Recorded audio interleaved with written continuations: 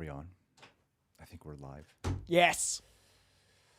This is going to be a thick one. Thick boy. No news. Just going to vamp. Just talking about, little thing. The DP for the Batman 2.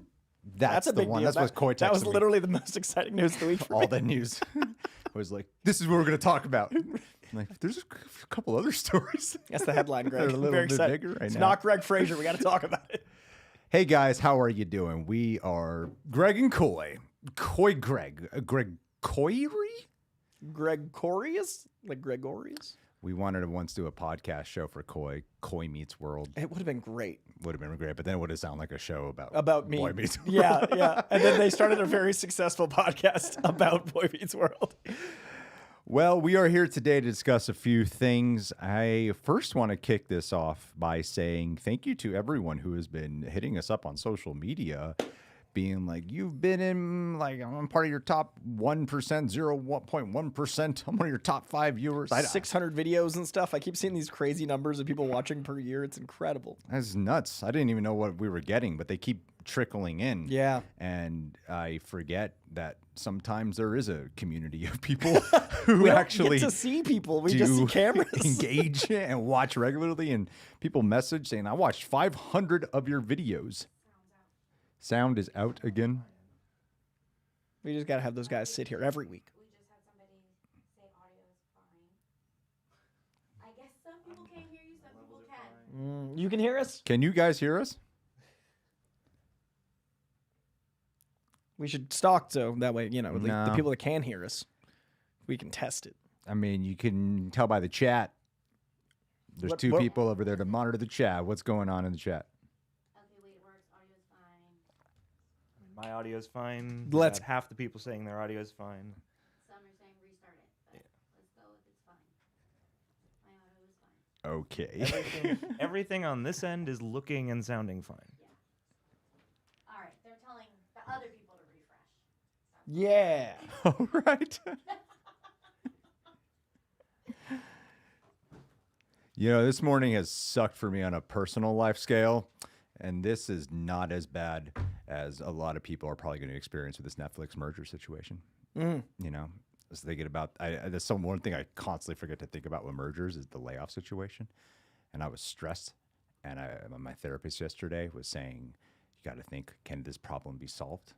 And so as I was thinking about that before we went live, because I'm like, man, I'm really heated right now still.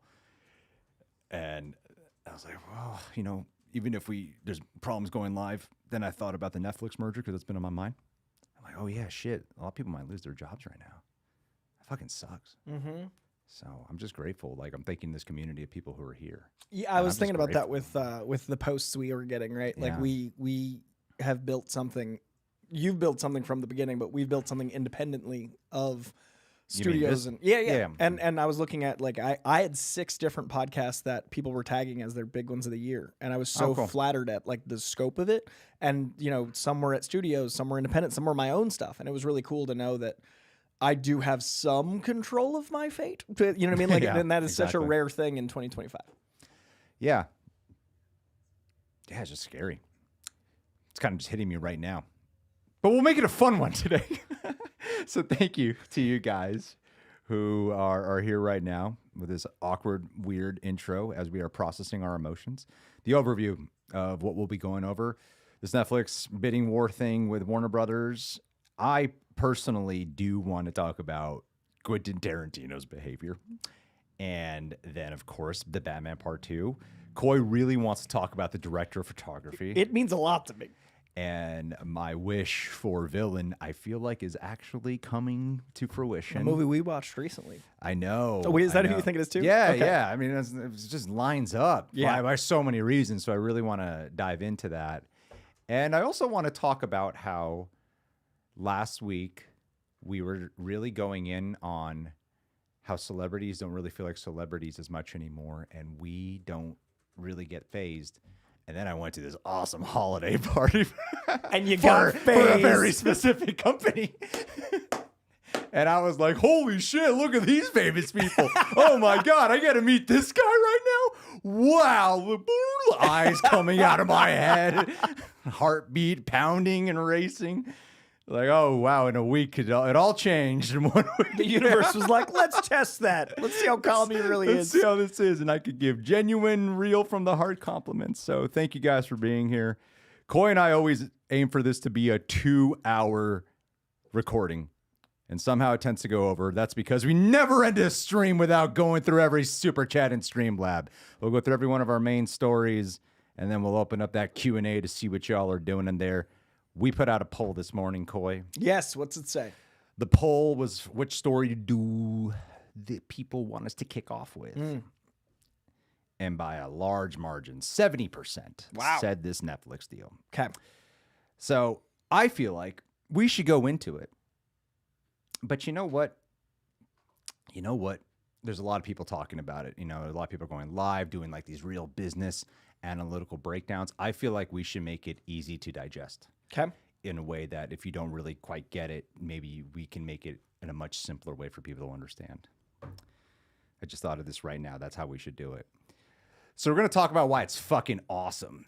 That's what we're going to kick off with. Okay. I glanced at you and then my mind trickled. Hollywood Greg is in now. Why is it awesome, Hollywood Greg? Well, I'll tell you why it's awesome, people. Give it to me straight, CEO Greg. You know why? Because Warner Brothers is now going to have some solid stability, most likely. All this constant changing and being sold, it's like a whore being passed around. Not anymore. Not anymore. There's going to be strong foundation here. Now she's Pretty Woman. She found a Richard Gere. Exactly. See? Long-term funding. It's all a pro. Now they're going to have major IP to compete with Netflix. They'll have major IP. Because you know what they're getting? They're going to get all kinds of things. The DC universe. Aren't you glad about that? Host of DC Studios Podcast Showcase or whatever the hell it's called. They're going to get Harry Potter. What synergy? Harry Potter versus Superman. Superman's weakness is magic. They can already do that. They can do that. Oh, shit. You're right. What am I talking about? That doesn't change. That makes it even cooler because we can now stream it faster with a shorter theatrical window. You thought 45 days was too short. No. We're going to go to streaming in 14 days now. The perfect window. That's how we want to experience things. A creative renaissance. It's all incoming. Coy, let me put all the fears to rest. What are some of these fears that you have? And let me counter them with what will really happen. I don't have the fears I think the internet has. I don't think are really arguable. I feel like there's just time to tell until they happen or not. I think the big experience is what theaters will be in 5 years. Because Netflix is very much a company that wants the home video experience. They have said they want to deliver on a theatrical experience, but I don't know how Netflix's infrastructure would support that. Let me tell you something about Daddy Teddy. Daddy Teddy is saying a lot of things right now. Who's Teddy Sarandos. Teddy Sarandos. I got you, Daddy Teddy. Daddy Teddy's saying a lot of things, and I want you to know he's a man of his word. He for sure will keep theaters in the theatrical window like he's saying right now. All this stuff like James Cameron coming out saying actual quotes that he said, no, that's all lies. He's very interested in theatrical window, Coy. Everything's going to be preserved. A lot of you guys are worried about that. It's going to stick around.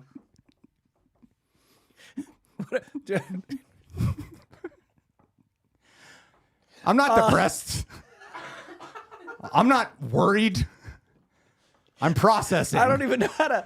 I'm not skilled enough to process both Hollywood Greg and Real Greg and this news. I think Red Bar Greg has entered Oh, the chat. man. There's just so much. I also think that there is this.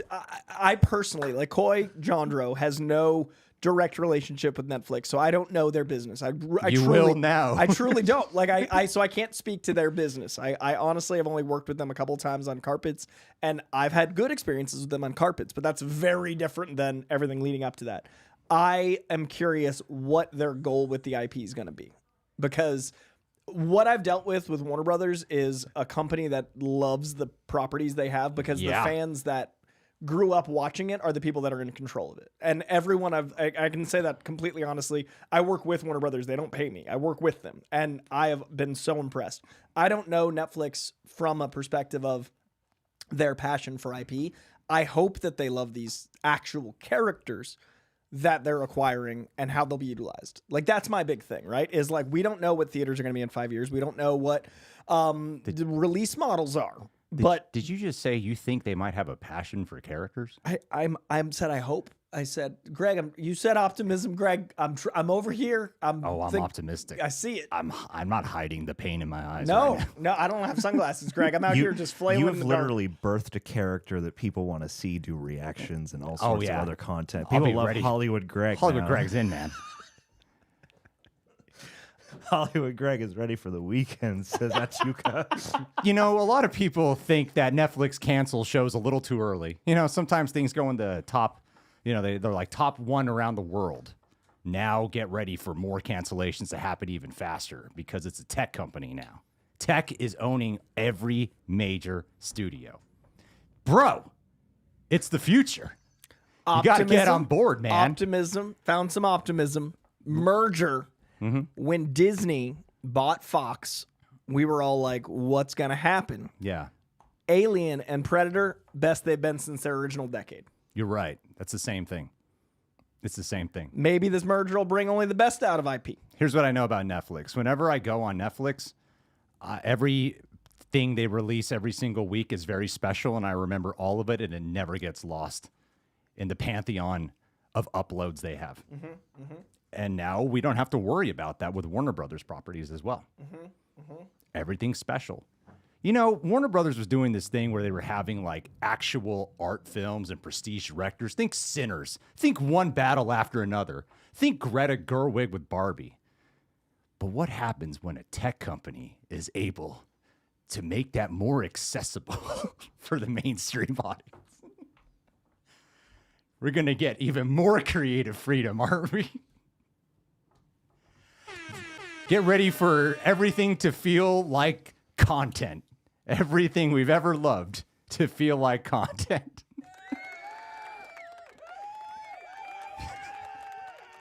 So what do we know about the deal I'm so just far? trying to make it easy for people to understand how great this is all going to be. There has been record profits from Netflix every year, and this does present a potential good opportunity for a financial backing for these IPs. Sure. And how they're released, we don't know. But if there is more foundational money for all these characters we know and love, if we can get a bigger array of things, that could be a net positive. We could get a faster Matrix 5, Harry Potter season 7. Oh my God. And cranking out. and it'll go straight to my streaming service, so I don't have to go to the theaters. There'll be financial backing for the 2 weeks Yeah. of theatrical release that have been. Because there's anything we know about filmmakers who have made films with the small theatrical window. Think Wake Up Dead Man. Think what Guillermo del Toro has said in recent interviews for Frankenstein. They are really happy with the 2-week window. Fincher they get. loves working with him. He does. He keeps finching along. My favorite director out He here, does. Netflix. In all fairness, I don't think we want to fund. The killer wouldn't have gotten made anywhere else. That's true. And you know what? People still talk about that movie. Mank? Yeah. Oh, Mank. Everyone's favorite Fincher film. Remember how controversial Roma was? Yes. And how many thousands of years ago that feels like? He's doing a Squid Game movie. So how many studios are left? Sony? Is Sony the only like actual studio? I mean, That's not like owned by sure someone some owns other overlord? That has their own tech company that they just grew out the side of. That's what I'm talking about. yeah, Sony to is the its end. own tech company. You know what I love about this too? It lessens competition. Competition never did good for filmmaking, I think. I think less competition from other people, the more we can all be samesies, the better off we're all going to be. Is Sony the last one? I think it is from my jogging of the memory, which is how I want it to be. Because A24 is owned by a big conglomerate now. Because that was like one of the last bastions. Mm-hmm. And every one of the indie companies are like Miramax is a piece of Disney. Like a lot of those companies are under. Is Sony the last studio? Yeah, what were the big five? Universal, which is Comcast. Well, Paramount's owned by Donald Trump. Right. Which is not independent. Amazon owns MGM. Right. I'm feeling so good. Soon we'll be able to stream Netflix on Mars next to Elon Musk. This is going to feel so good. You can park your car and charge it while you eat burgers on Mars. Coy was saying before we went live that a culture that, like a monopoly's never gone well for us, you know? But with like this level of unthinkable power, Coy, global streaming, IP ownership, the distribution they have, the awards eligibility. Oh my God. Netflix is going to win every single award moving forward now. I think the last year of Warner Brothers has been one of their strongest years ever. And I consider, if you look at like my Letterboxd stats, Warner Brothers is the company where I not only watch the most, but it tends to be my highest star rating. Like I think of Warner Brothers as IP and delivery, both those things, like original and their historical IP, as the strongest between Lethal Weapon, The Matrix, DC. Like they're incredible. Obviously, Disney acquired Marvel recently, and I'm a huge comic book guy. But overall, Warner Brothers having that strong of an IP could restore the Snyderverse. Balance the scales of a tech company. That's where I was going. Yeah. That's. I mean, it could.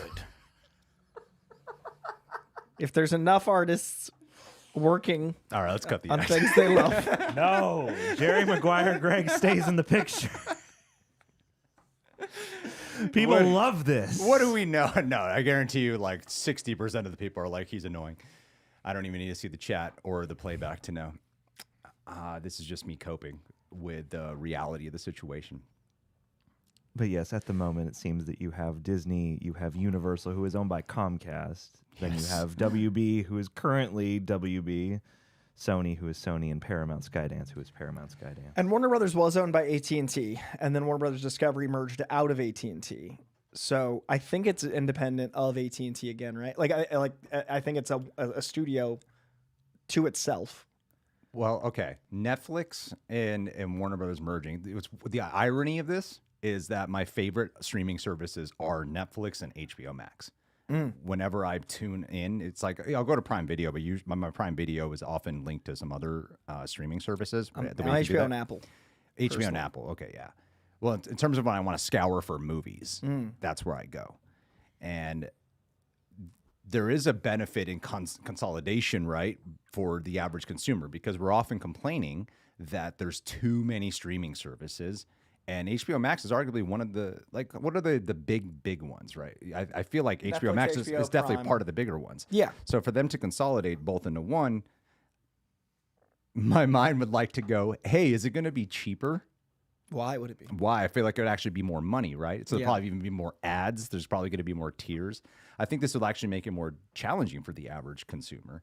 And yeah, the theatrical I feel like theaters are more at risk now than ever before, because competition is good.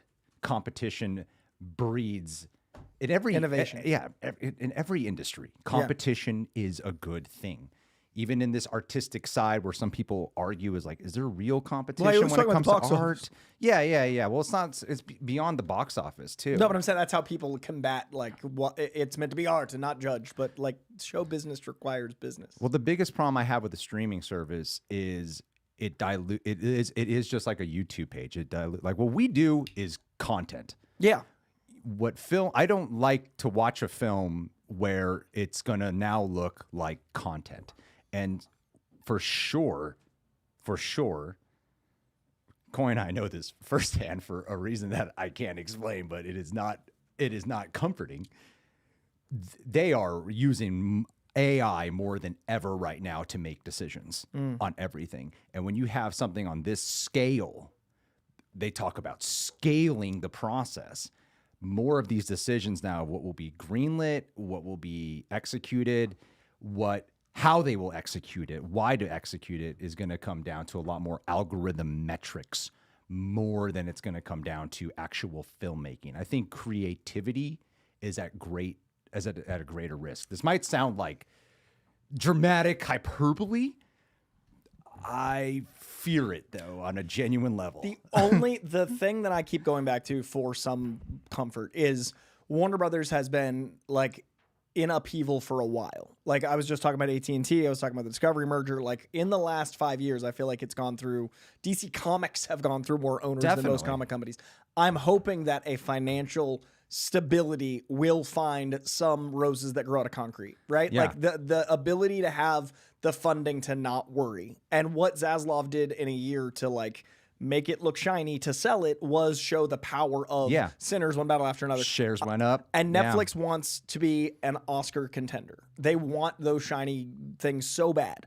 I'm hoping that to counterbalance all of the content, we do get some great art because of them being the biggest show in town. Because that's what happened with Disney. Like Disney became the empire, and then people did start going over there, and Miramax did put out some stuff, and some of the art that came out of the big stuff was solid. I don't know Netflix's model. I don't know their business. I don't know. It's the company I think I know the least. I don't have any relationships. So I don't know what they'd want to do. But that's the thing, though, is that's what makes studios cool, is identity. Right. And Netflix's identity is such a zigzagger. It's all over the place. I think of stand-up comedy. I think of old IP. You think of stand-up comedy. The only time I have Netflix is when like a new special comes out or Stranger Things or something. Yeah. Like that's when I'm like actively thinking about Netflix. I'm engaging with stand-up. Like and their big IP like Stranger Things and you know they're big. Like I love the Old Guard. I think it was like 3 years ago. Wow. Yeah. That's an opinion that a lot of people share. I really enjoyed the first Old Guard. Haven't seen the sequel. A lot of people share. Haven't seen the sequel. That's a good. Matthias Schoenaerts of Supergirl Woman of Tomorrow's in it. That's a positive opinion. Yeah. But that's the identity I think of with Netflix personally. But I don't know what that would look like with Warner Brothers becoming a part of that. Like, would it be them trying to get their awards by using WB as the brand? Like, you know, Disney and Miramax is like Miramax puts out their you know, the Kevin Smith kind of movies and like their art film. Like maybe Netflix will use Warner Brothers as a prestige label and that'll just allow more funding. Well, but the flip side too is I feel like there could be in like a bit of a intellectual property. What's the phrase? Like a farm overdrive. You know what I mean? Yeah. I think they might go a little bit too gung ho. I hope they'll learn from Disney Plus, right? Like Disney Plus did that, and that was recent enough that they might go, we've seen that you can't just make 20 things a year. Yeah. Well, I know they're in the long game, right? Right. So, but we just saw that with Disney. Look at the Marvel brand now versus 5 years ago. Like, I defend the Marvel brand and I defend comic book properties all day, but even I can't argue, like, when a Disney show comes out 5 years ago, we were like, oh my God, blah, blah, blah. And now it's like, hey, we're going to watch it. I'm excited. Like, it's a way different scale because of the consistency of output, not consistency of quality. So I think Warner Brothers will look at that. Netflix will look at that. I don't think about, like, I think Netflix will see what Disney Plus just did with the Marvel brand and hopefully not just go, here's 100 things. I took off the optimism glasses, but they're metaphorically on. Yeah. If there's anyone I know who talks here with me in person the most about preserving the theater experience. Oh, yeah, it's my life, man. My mom runs a movie theater. Yeah. That's my first job. There's nothing I care about more. Yeah. I honestly think that without movie theaters, we lose one of the last great community experience. It is a place for the proletariat. It is a place for the everyman. It is not the opera. It is not a concert where it's a niche. It is for every person. It needs to be affordable, and it needs to be a way to celebrate art without the bullshit of religion. Like, it is the closest to church people like me have. And so without it, I do think there's a societal problem. I fear that Ted Sarandos is only going to do the bare minimum for theatrical windows, though. I don't feel like he's interested in profit at all, because the longer people are in a theater, the less people are spending time on the Netflix stuff. So forever, all the big properties they be producing for that. I mean, you hear like Daniel Craig a long time ago argue, like just being very vocal about the Wake Up Dead Man experience. Yeah. How fighting to try to get the theatrical window was tough. I don't think they got it for Glass Onion, so they had to fight for Wake Up Dead Man. Guillermo del Toro was on, I forget what interview he was doing, but he was saying, I know Netflix isn't going to be happy I'm saying this, but the longer we're in theaters, the more money we're actually making to keep getting more and more sold out. So you have the filmmakers who are already working within these theatrical windows kind of speaking against the studio. And I just can't imagine it would get any better. I think right now they'll say a lot of talking points to appease it. Yeah. And that's That's the sad part. Theater etiquette as a culture, as a society. Oh, it's already. Theaters are already like, really tough spot. It's why I like bad. premieres, because premieres are only people celebrating. They're not on their phones. They're not. I mean, like influencers are being stupid, but they put them in another area now, which is nice because they can be on their phones over there. But like going to the movies, like as a regular person, is hard because of people. Well, I think when they make deals too, sometimes they do. Like, what are some of the great Netflix stuff? Stranger Things is And one I'm of my excited that's favorites. getting a theatrical. Yeah, so Stranger Things is a big one. Yep. What are some other favorites? The old guard, Greg. Why can't I pull out K-pop Demon Hunters? Uh, Do you know any big ones, Michael? Diplomat is very popular right now. The Diplomat? Squid Game, The Crown. Squid Oh, Game. Squid Game. My God, Squid Game. The Glass Onion stuff. I mean, the Ryan Johnson stuff. Which is one they inherit, but that's, That was acquired. I got to tell you, man, that's kind of my fear. I think Knives Out is the prime example. Yeah. Knives Out was a pretty, can you look up the box office on that, John? Yep. On Knives Out 1. K-pop Demon Hunter is a really good inversion of that, though. Of that Sony. And then they acquired it. Every single bit that they had done a theatrical release. These things are not mutually exclusive, Gregory. Yes. I also think you could look at Amazon with like, their release model with theatrical too. Like I don't know what streamers are going to turn into. Hold on a second. Knives Out. Sorry, Coy. Sorry to Oh interrupt. yeah, no, please. Knives Out, $312.9 million worldwide on a $40 million budget. Wow. That is a successful ass movie. No, it's a blockbuster. They inherit profit. the franchise, Yeah. and they can't even get Glass Onion to have a proper theatrical window. Have you seen the producers? What's the premise? I don't remember the producers. I haven't reacted to it. I don't know. If I have not reacted to it on a streaming service, I do not know. The premise is they make more money by having it be a flop theatrically. Yeah. Yeah, and that's what I mean. It's not art at all anymore. It's just business. But that gave us Springtime for Hitler. In Thank you, Germany.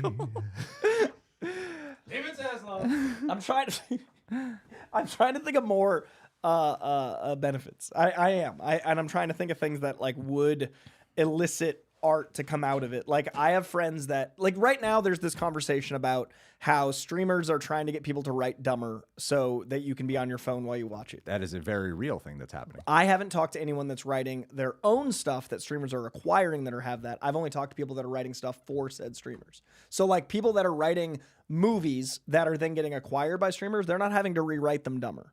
They're if someone's writing a blank original series, yeah, they're not writing Schindler's List. They're writing, but at the same time, I'm hoping that we can get some quality because of the balance of scale. I just don't know what Warner Brothers, I don't know how bad things were in the whole that they needed to sell so quickly. Like, I don't know what would have become of all of this anyway. True. I'm trying to think of any, like, you know what I mean? Yeah. I'm sure the chat's like, why is Coy trying to be positive? I'm just like, No, not at as all. a person. I think on a sincere note, Yeah. like the positivity that I find with it is like Warner Brothers will actually have real stability instead of being sold off again. And truth be told, I like the excitement of the possibility. I just don't want them to abuse it. Yeah, is the yeah. thing. The first time, okay, Predator 2. I'm going to go way back here. Predator 2. Yeah. When people saw the Xenomorph skull, it was exciting at the prospect of a very different intellectual property crossing over. And now we're at a point where like multiverses and things are such a thing where you cross and they build them out. We can do some like cool shit when you have this many properties. I like the concept of, whoa, could we do some weird new crossover that excites people? Can that be a way to reignite enthusiasm around films? Because the thing I'm not really worried about is the television. I mean, other than what we were just talking about with the television side, because HBO and Max have amazing television. Yeah. I love their shows. Yeah. And they evidently have creative freedom when writing this stuff. And the part that does get me a little apprehensive is that when we invest this much money, like $82 billion or something, less freedom tends to come with more money. Right. Because they really care about trying to make that money back as soon as possible. And I feel like the more time has gone on with Netflix, the less they just let their people cook. You know, I think there's like a subconscious part of us that like sees it in follow-up seasons. Like you're talking about original stuff. Yeah. But what happens when it gets a sequel? What happens when it gets a follow-up season? And it's usually in those follow-up seasons when we start to see shit. And the other part too, this is you brought up Apple. Apple seems to take like big swing chances. Yeah. You know, They've got all the money, so they don't have their overhead is so different. like Vince Gilligan's Pluribus. Yeah. Fucking greenlight 2 seasons. Go for it, you know? I think Shrinking, they did something similar where they got like a 2 and 3. Where Netflix, they are kind of notorious for canceling shit if it doesn't hit a certain number, like right away. Yeah. And it's bizarre when you see things that are like they advertise it #1 globally, #1 in the US. It got canceled after 1 week. You're like, how does this make any fucking sense? Yeah. And I think a lot of what was like great HBO, like the identity of HBO, like we talked about this on some show, right? It was one of our podcasts, I think. When you see the HBO logo, it elicits that an static emotion. makes a feeling happen. Netflix doesn't do that. I don't. I think I'm in a different place just mentally with, and maybe this is. I thought we'd be flipped today. No, Before we went live, I really thought I would be more like you and you would be more like me. And somehow this came out of me. I think I'm on the Titanic and I'm just listening to the music. Yeah. I think That's a societally. great fucking way to put it. You know what I mean? Bars going. I think I hit a point that I hit an iceberg. And I think I hit a point where I'm just experiencing what art I can get left as everything ends. Yeah. Like, I think we're all done. And I want to experience as much as I can as we end. And I want to hear the violin. I want to hear the cello. I want to glean as much art as I can as the cold water reaches my knees. Like, it's over. And it's been a good run. But I just really want to appreciate the music as we go out. That's fair. Societally. So I think that's why I'm trying to find the positive in it. Like, I'm trying to hear the cello. Yeah. I'm trying to separate the music because, like, I don't believe in the benefit of hope anymore right now. And I hope I get that back. You went way down. Whoa. I'm just acknowledging. I think Shit, I'm not there. I think when we live. BetterHelp.com. I'm just telling you some fears I have. But I haven't said a lot. I mean, I think things always change. Industries change. We live in a society where where you got to adjust. We live in a society where a movie made $650 million that had to have the message that kindness is punk rock that people are mad at for existing. Yeah. Societies like we don't get to have the benefit of optimism at all times, but we can find optimism, and I think that I'm trying to find it in something that feels so oppressive. Yeah. So that's why I think I'm on this side because it's just trying to smell the lobster as we go join them. Yeah, movie successes are weird. I'm not going to say who, but we were talking with someone who is at a very important studio. I'm really going to watch my words here. Very important studio, and they work on the streaming side of the studio. And they are like they are an important person there. And when I was trying to tell them about video on demand and why I really like video on demand as like a second wave and something that should be propelled. Yeah. And press and yeah. And that's how you get more money that you lose in the theaters. Like you can make up a lot in loss from box office if they knew how to properly promote video on demand. Yeah. And they came at me like, we don't want that. Yeah. You were right there with me. No. It And was I like, was we don't want that. flabbergasted. We want the streaming services. We don't want that. I'm like, Yeah. whoa. It's like a speed You're bump. from a huge fucking studio. And it's a speed bump. Like it's just a boop. That to me was a big moment too. Like I don't love the business side of this industry because otherwise I'd be in it, right? Like you and I we'd be so much more comfortable. I would be. There are so many opportunities to make money and not care, but I chose a career that's about publicly caring, and that is so much more exposing and so much more annoying to deal with people because I'm giving my opinion about stuff I care about versus a bottom line. I don't want to know the business side of the industry.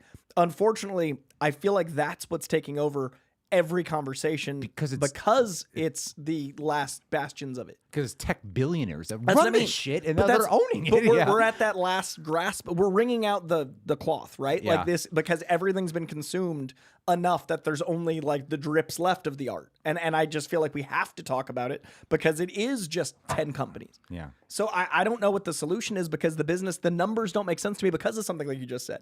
It doesn't make sense that we wouldn't want to hit 3 marks instead of 2. Why not have a theatrical, a VOD, and a streaming? Instead, it's like, we just got to get to this. And I think that's a very like infinite growth mindset, which I've talked about a lot. Like Ubers and Lyfts got rid of their subsidies and everyone realized how expensive it actually is because the subsidies from Silicon Valley went away and people were like, oh my God, it's more than a cab. It's too late. We got rid of cabs. That's happening with art. Like we're getting rid of the things that had, I mean, everyone talked about it for the last 5 years. We're going back to cable, but like we keep doing these disrupting things.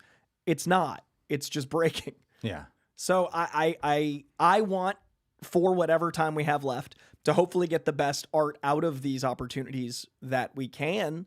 But I don't think that we should mentally be expecting the beautiful renaissances of the 70s or 90s or things. I think we should try to find the best of what we can, like, while we have this new version of reality. That's fair. Yeah, you know, fucking, we'll have shit. What is 11 can fight Daenerys Targaryen? He's sweet. And it's finally get that Jon Snow. what's crazy sequel is we were like, waiting for. like one of my favorite movies this year, like my favorite 2 movies this year. My first favorite movie of the year is One Battle After Another, and then it's Superman. But then right there, nipping at their heels in third place is Train Dreams, which is a Netflix movie. And I would have sought out Train Dreams in theaters no matter what because Joel Edgerton. And that movie, I think, would have had like a small, loyal following, and hopefully a lot of people see it in theaters. But most likely, unless it was on Netflix, I think the average person wouldn't have watched it. Yeah. So I'm hoping one of the silver linings of this is maybe more weird indie art can get a little bit bigger of release without losing its integrity. Yeah. Because like Train Dreams, I would have seen, but I don't know if the average person would. One hopeful side that I actually genuinely have is Netflix animation has been a real thing that's been popping lately. Strange, what was it? In Your Dreams? In Your Dreams. In Your Dreams Obviously, was- K-pop. It was a lot of fun. K-pop Demon Hunters is huge. They have a Stranger Things show coming out that I'm pretty excited for. They did the Terminator. Dude, with Mattson Tomlin, the writer of the Batman 2. Best Terminator thing. I'm a big Terminator fan. I actually tried rewatching Terminator Genesis the other day. Tried being the operative word. I literally had 16 more minutes left. I'm like, I think I'm out. I can't finish this. It's not a reaction. I'm good. I'm the first good. hour, I was like, "This is fun." It was like my Batman and Robin. It was like, "This is fun," and then I was like, "This is really sad." Seeing Greg just lose his life during Batman and Robin was fascinating. The light leaving your eyes in real time was amazing. And yeah, I think the thing that people often go to is like IP crossover, but in animation, I'm talking about Looney Tunes has been a thing that seems that the Warner Brothers has been wanting to kill off for some reason. Yeah. And I feel like they would probably resurrect it, and maybe they can do some incentivizing things that might make it look a little sweet, like a little sugar on top, like that Batgirl movie. Yeah, like you know? things that would not have gotten a release might now because there's more buffer. Yeah. And plus they need it. Yeah. They need to put a lot of shit out there. Yeah. Every other week, I get an email of Netflix added 100 new movies to their roster. You guys get those emails, right? Yeah, I think it's going to be, I mean, it's going to be the most interesting next year because I don't think anything quite this scale has happened since the Disney-Fox merger. And that was in a time where there was a little bit more diversity of studio and content. So this is the next one of those, and it's a very different time post-strike, post-pandemic. Yeah. So I mean, and this goes through I think Q3 2026. I read. So we've got 9 months of transition and stuff, and also this is still. I think the ink is drying. I don't know what's legally how this goes. But it's an interesting time. Certainly had news to talk about. Yeah. I guess I just wish when things truly felt like special, but there's movies and shows have become content, I think there's we're part of that. Yeah, no.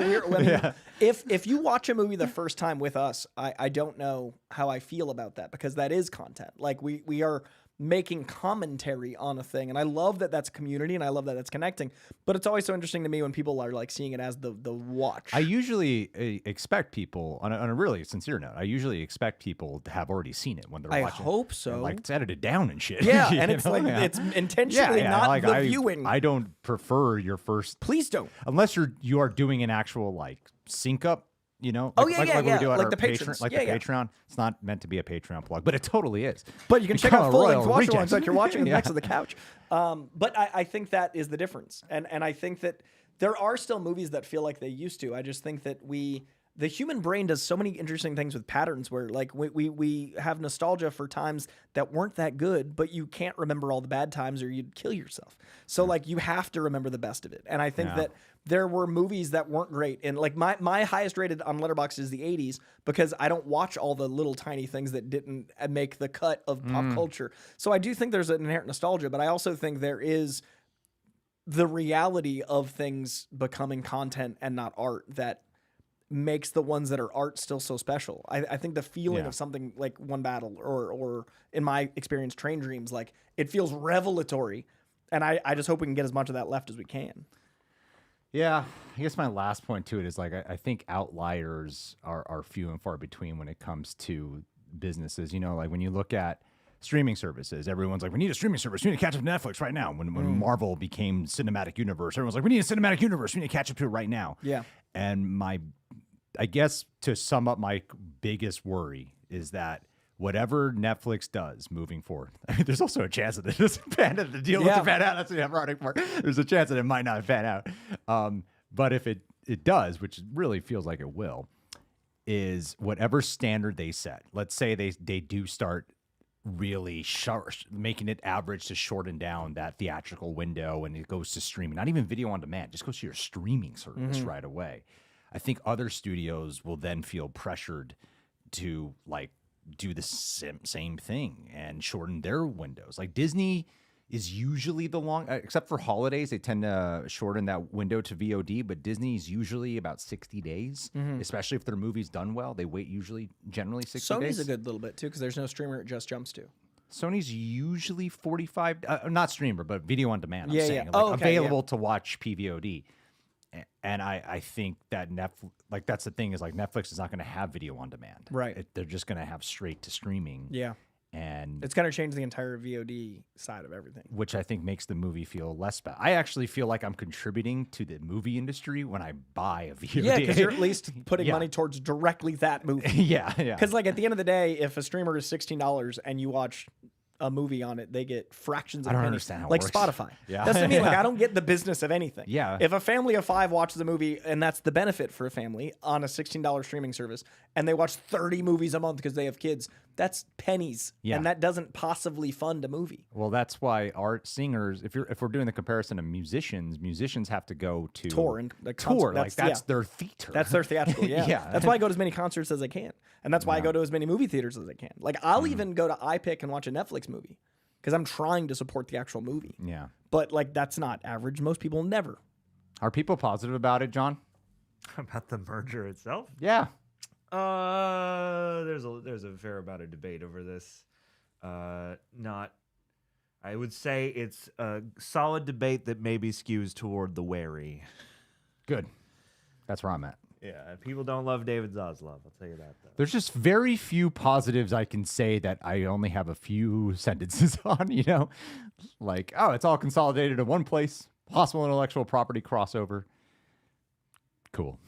There you go. Hope of Boulder Swings because there's money to back it. Hope of Boulder. Like I think what DC, and this is, I'm sorry that I happen to work with them, and it's going to sound like I'm just shilling for. Do you think this could help bolster DC? If you look at what DC's window of announcement was, like the swings they're taking, if you just look at what we have in 2026, going from, and I've talked about this a lot, but going from Creature Commandos to Superman to Peacemaker to Supergirl to Clayface, that's an insane variety. Yeah. That's risky as hell.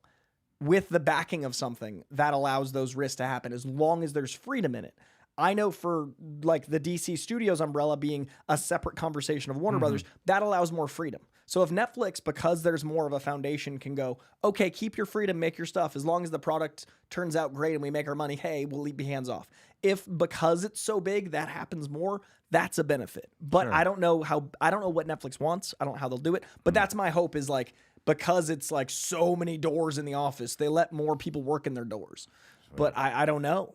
Like I that's what I think happened with Predator and Alien. Is I don't think Alien Romulus nor Alien Earth or Predator Badlands would have ever existed with Fox, because they would have had to make so much more money. Disney's got a little bit more risk because they have so much other stuff. Yeah. So the only thing I can keep going back to is like, I honestly think Predator and Alien are better off insanely at Disney because of that. So I'm hoping we get, as long as there's trust in these IPs, and it isn't just an algorithm, that maybe the same will happen. Maybe. I hope that. Again, Titanic, bro. I'm just hoping to hear the music. After checking back in directly with the chat, the vibe is overwhelmingly negative. We concentrated it down. So that was really well. That was good timing. Yeah, nicely done. Checking in with everybody. All right, I'm Roxy. seeing a lot of death of cinema.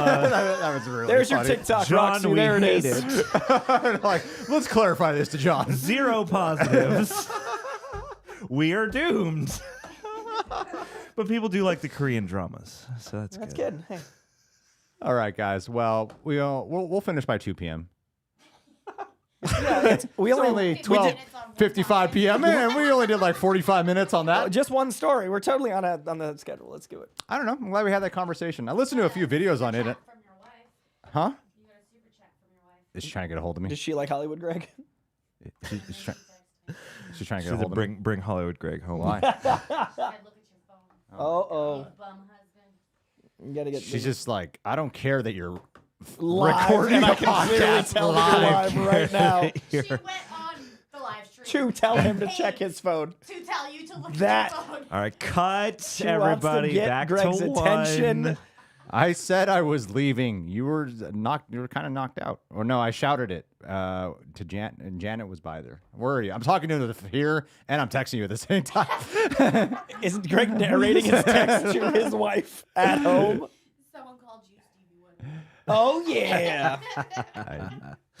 Here, I'm just gonna answer you here. She said, "Who changed your background?" Alex did. I shouted it. I said it on my way out, and yeah, buy a camera from Jabby Koei.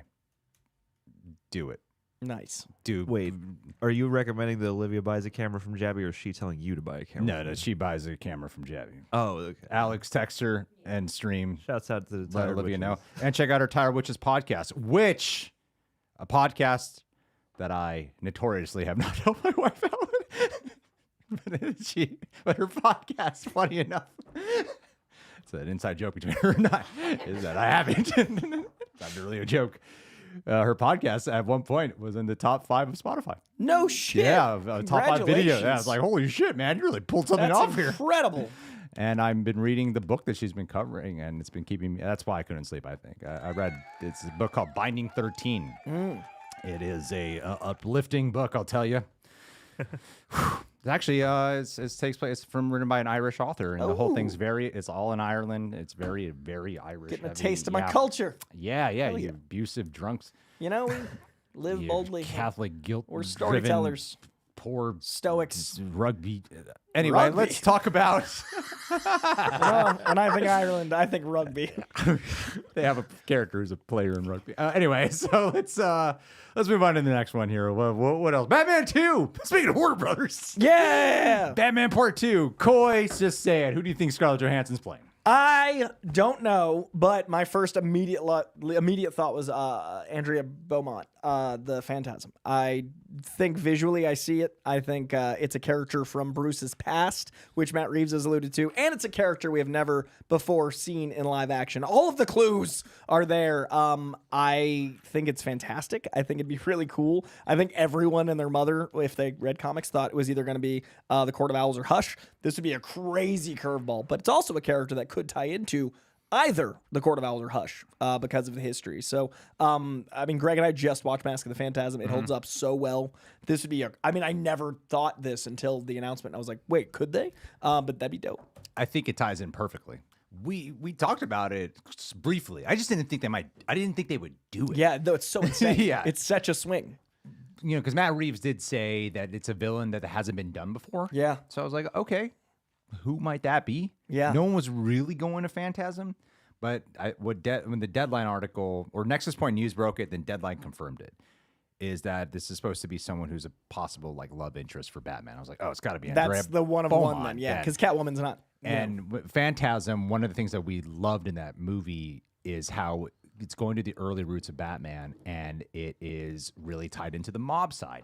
Matt Reeves evidently loves exploring the mob side through the Batman and Penguin. It would still keep it grounded. The one part that I don't feel like a lot of people are talking about, because when we discussed this a while ago, of like, honestly, my dream Batman legacy franchise, I wanted it to kick off with Phantasm introduced. So I'm personally excited. I've already sold myself as Phantasm. I can't imagine when it's not, and he's so disappointed. I just don't see how it could be anybody. I don't know how else it would make sense. Yeah. Especially if you're not going to have Catwoman in it, who is evidently Batman's love interest from the first movie. You're removing Catwoman. If you got a different love character who's someone from its past, that would make the most sense because she was the choice that Bruce could have made to not be Batman. And then she catches up with him, and now he's fucking Batman. And it's a great character to allow Bruce Wayne to be a character. Exactly. It's a great, because I've been saying from the beginning, the first film was the Batman. Twilight. The next film, we're going to get Bruce Wayne. Like, he hasn't developed the mask of Bruce Wayne yet. I think she is a great character to allow that backstory. Exactly. It would be perfect to me. I want it so bad. Now, I don't feel like they would do a 1-to-1. If you guys don't remember the Phantasm movie, is Phantasm, you find out, is taking revenge. She's like Batman's vengeance. She is revenge, and she is going after the mob and actually killing people. And it makes it personal when Batman's a hero. If they do the adaptation of Batman's a hero, but you got Phantasm, people keep mistaking Phantasm for Batman as Batman killing people. Now it also puts a personal mark and a flip on they would be hunting Batman then, and they're probably I just keep imagining like the movie, like Gordon then would be having to defend Batman again after he just won over the public. You know? Yeah, I think they could do a lot of really cool stuff. Matt Reeves, I don't believe would make Joker the main bad guy, probably in any of them. But he clearly has some interest in Joker. He was the ending scene with Riddler. And that deleted scene I love. The deleted scene. And like Andrea Beaumont, where he already had a history with her, this Batman already has a history with Joker. And he seems to be more involved in organized crime, so you could have that relationship. Exactly. And after the events of the Penguin, Phantasm set up for that power vacuum. When all these people are trying to get all the power that the Penguin wants, then Phantasm coming in would be great. Yeah. Like, this is potentially so cool. And Scarlett Johansson is, like, so physically capable. She's an incredible actress. Like, all of the ingredients to be a good Andrea Beaumont are there. She's one of those famous actors who I still think is under-recognized as how good of an actor an she actual actually talent, is. not just a movie star.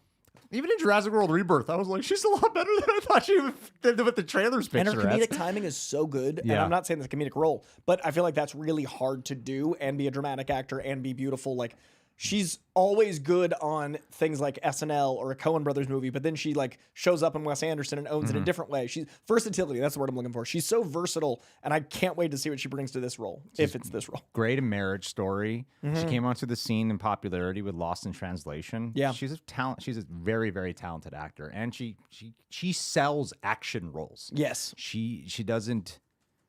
I mean, was she the character that pioneered the whole like leg thing that when they that now everyone does? I feel like and then throw using body weight. Yeah, she definitely brought it to mainstream popularity.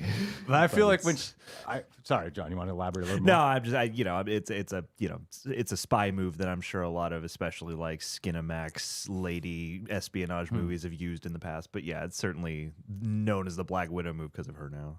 And she like produces and she's involved, like she's actively a filmmaker. I don't know. I think this is all great. And similar to Ryan Gosling, who I feel like just manages to create amazing chemistry with any female actress, any actress.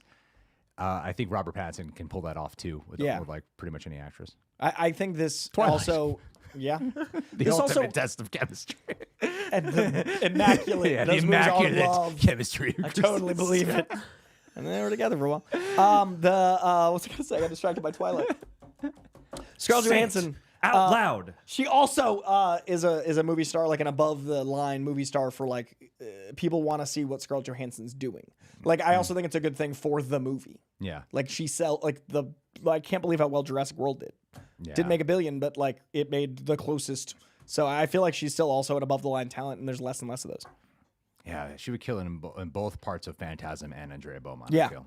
Oh, I hope this is true. Yeah. A lot of people do believe it, and the more we talk about it, the more it just makes sense. Yeah. And I never thought we'd see Phantasm in live action. It's so I'm cool. so excited. Tom Yeah. King just brought the character back in the comics like 4 years ago in the Bat and Cat comic. And to see Clayman's art with that character in a modern story was so like, they can do that? Like, it's one of those characters I always am like, I can't believe they're allowed to use this character. It's just so cool. I can't wait to watch Batman Part 2 on Netflix. First week it's out. October 2027. It's going to be great.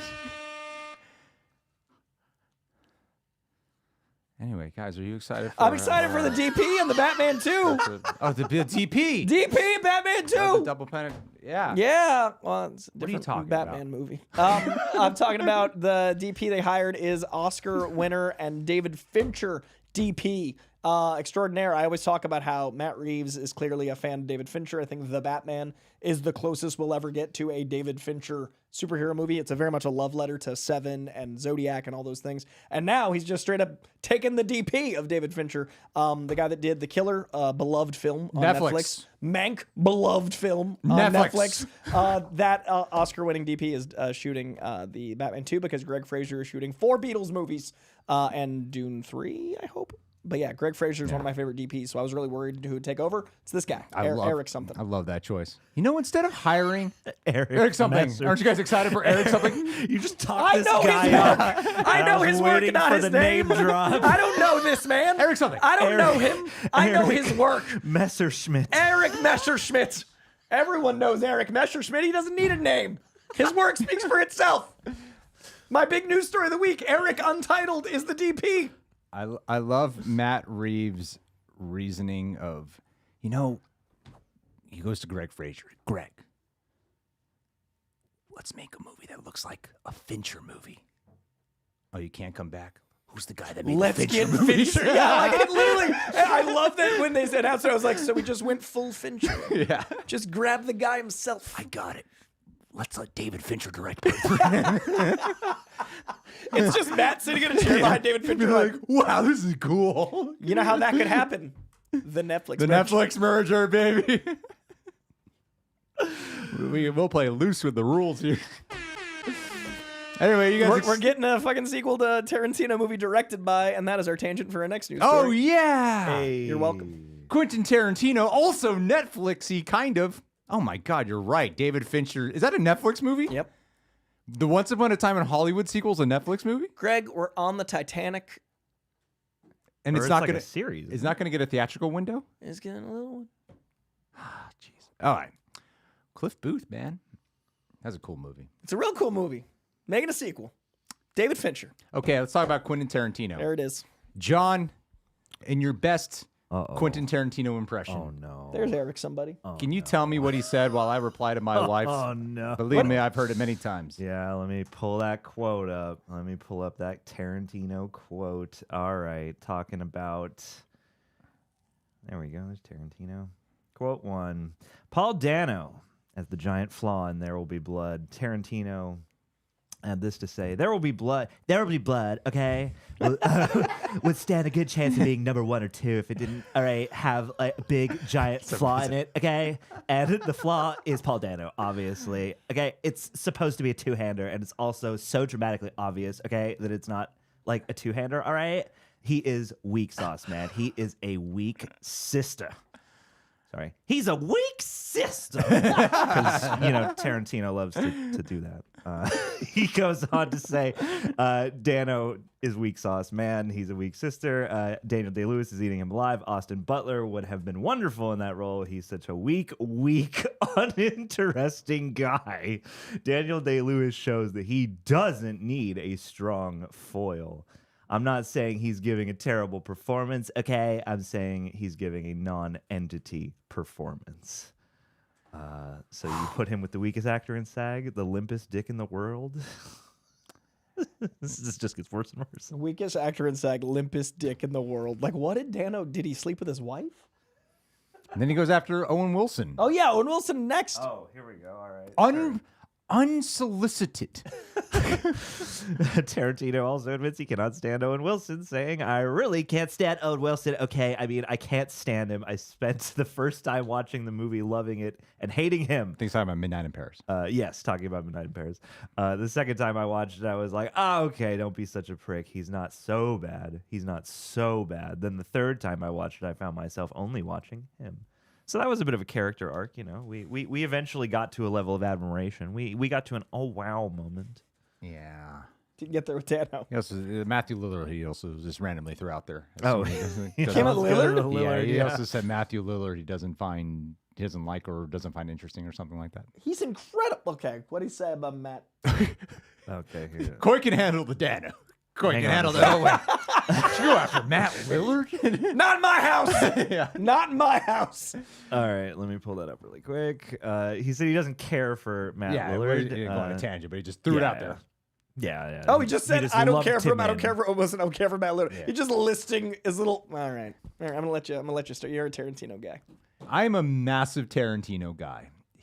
I've said it here, is arguably my favorite filmmaker. And I've also said it here that whoever he's been becoming in the last couple of years, he should. I think this is just kind of really classless to do it. There's something. It's one thing if we say it, I guess, because we're not directors or actors. I looked at it from Paul Dano's perspective. I'm like, what if Paul Dano's a fucking fan? Yeah, and likes his probably work? is. Yeah, right. Like, how fucking He's our age. hurtful He and mean definitely is grew that? up with Tarantino. It's just so mean Yeah. to do. It is unbelievably mean and naive and inconsiderate. And also, no one fucking asked. Like, that's the other part. I'm like, wait a minute. Was there a question of someone was like, what do you think of Paul Dano? And I didn't even say that. And lately, in the past couple of years, he just comes out and says some wackadoo thing Yeah. that gets him in trouble. And he tends to get away with it. He's gotten away with a lot of stuff. You know, he even fucking defended Roman Polanski at one point. That was crazy when he defended Roman Polanski. I'm surprised he didn't sneak in the N-word anywhere near. This guy, right? Yeah. Frankly, that's his main thing. This dude, what's crazy that I love seeing, I think what a lot of people probably expect is like to rail in a Tarantino. I find this very disappointing. Like Tarantino, I'm like, yeah, I kind of expected out of him on a lot of like weird shit he says and gets in trouble for. This to me is like, dude, come on, man. Yeah. Like, what are you doing? You're just like tearing down Artists, people. like coworkers. There's no need to do that. Yeah. You're not just a commentator. You're not someone who just creates content. Right. You are a director, a writer. And what I love seeing, though, so many people have been coming to Paul Dano's defense. Yeah. Well-known people are coming to Paul Dano's defense. And it is really cool to see a lot of people rally behind him. Big time. And I think Paul Dano has more range. Like Brad Pitt, I prefer watching because he's fucking Brad Pitt. Paul Dano has more range than Brad Pitt. Like, Yeah. Paul Dano can do from the actors that he likes to work with. I'm like, what are you talking about, Yeah, man? Paul Dano's incredible, and he cares. He's passionate. He's invested. Yeah. I like Tarantino's work, but he has quickly become one of those directors where I'm like, I just don't know anything about the guy. Like, Yeah. I'd rather just watch his work. Like, there are some people I have to separate art and artist, and this is a personality art and artist problem. Literally have tickets to watch Kill Bill Bloody Affair tomorrow. Yeah. Like, I've had it for a while. It's one of my favorite movies ever, so I'm excited to watch the whole thing. I love the guy's movies. I'll be there for his 10th film. But this Is, I mean, disappointing is the right word. It's Yeah. like a bummer. as arguably my favorite filmmaker, I think it was really fucked up what he did. I've heard the take just in conversations surrounding this. It's like with Tarantino, like when he's talking about something he loves, like it's so infectious and relatable. And when he's talking about something he doesn't love, it sounds so petty and flippant and like, you know, I think the good point. example used was like it often comes back to just because some obscure film from the 70s did whatever thing slightly better, then no other film that's attempted it could possibly be good. And yeah, when he comes out of the pocket like that, it often is off-putting. Yeah. I think he's a very hyperactive and at times immature guy. And I've definitely, when I was a teenager, said stuff like this, but I was a teenager and I wasn't a esteemed filmmaker talking about my peers. So I think it's really tricky because like there are times people say stuff out of pocket and you're like, well, they're just being dumb for a moment. But like he is a 50-year-old man that's been in this industry for 30 years and like is looked to and has a platform. So it's a very different thing than like me being a teen asshole and like not liking an actor. So I don't know. It feels like a child's thing to say. And I get that he's like the highs and lows of how he speaks hyperbolically and enthusiastically. But like there has to be a point where like the etiquette is acknowledged and the lack of humanity in just tearing down people. Yeah. Like, especially the position he's in. Yeah. He's a revered filmmaker. And to come out at Hunger Games saying it copied Battle Royale, I'm like, bro, your entire career is copying other people's shit. Yeah, it's all homage. That's what you do. Yeah. Of anyone to talk about taking other people's IP. What? We're watching Kill Bill the Bloody Yeah. Affair. I'm seeing Kill Bill the Bloody Affair today for the But first the time. main difference is Tarantino absolutely wants you to know That that, he took he's those taking things. those Yeah. things because he wants you to Very. know how many movies he's seen. It's just an odd, I don't know. I want to keep liking the guy, so I'm just going to like try not to listen to him. Yeah, it's a really disappointing thing, man. It's hard for me to not imagine like what it's like to be in that position where you're just like hearing it as well as people like, oh man, that would hurt. I would hurt my feelings so fucking One much, of the man. things where, I mean, I think it's the next thing we're going to talk about is like the celebrity thing we talked about a couple weeks ago and the party you went to. I was thinking about that with this quote. Like, I work with people that are like peers in the YouTube and whatnot space. If I found out like someone was just randomly talking shit about me that I respected, that would be awful. Yeah. But if I found out it was like someone that I admired, say Paul Dano admires Tarantino because again, he's our age. You would have grown up with Pulp Fiction on. Like it would have been in the zeitgeist. I would be so heartbroken if I found out like Matt Lillard hated me. Yeah. Do you know what I mean? If someone that I like grew up watching or admired and like all that stuff was like talking shit, that would be so painful, whether or not we're in the same space or not. But they're in the same space. I think it's so gross. Well, It's tacky. it's not even set in for a writer. It's shocking how little he puts care into how to communicate Yeah. this. You know, you could say like I didn't really connect with Paul Dano's performance.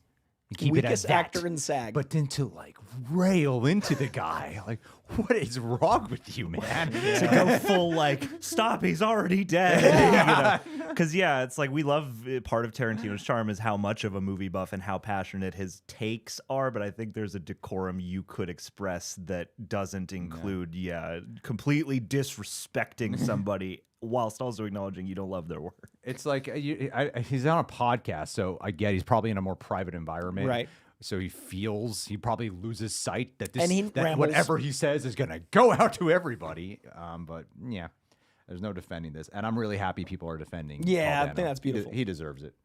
And we'll defend Owen Wilson and Matt Lillard. You don't come at Matt Lillard. You don't do it. I love Owen Wilson. Yeah, he's a delight. And he's great in Midnight in Paris. He's great at Midnight in Paris. I just watched his Apple TV show Stick. Any He was good? incredible in that show. Hell I yeah. think it's probably his best work he's ever done. He's Loki. incredible in Incredible in Loki. He's incredible in He's so good at Loki. Loki, Oh my dude. God, Loki's Yeah, I think that's his best work. I'm not Loki gonna lie to you. is probably his best because he's using his Owen Wilsonisms but I still only see Mobius. Right. I only see the character. Yeah. And that's really hard for Owen Wilson to supersede that. He was stuck in Wes Anderson or the Zoolander mode for me for a long Shanghai time. Noon guy, yeah. Yeah, for a while I just saw him as Hansel, but Yeah. like now because of Mobius, I'm like this guy. Yeah, that was the time I really felt like he was acting. Yeah, Probably the hair. I think he's Rocket bottle and that. that's true. Change his yeah, hair. Change his hair. Who was that guy? Yeah. And now he's doing hair ads. He's like a hair influencer. gorgeous hair. Beautiful hair. Deserved. Gorgeous hair. And Matt Lillard, not just Shaggy, not just Stu, not just Five Nights at Freddy's, but like the Descendants and like serious actual acting work. The guy is so good. He has depth.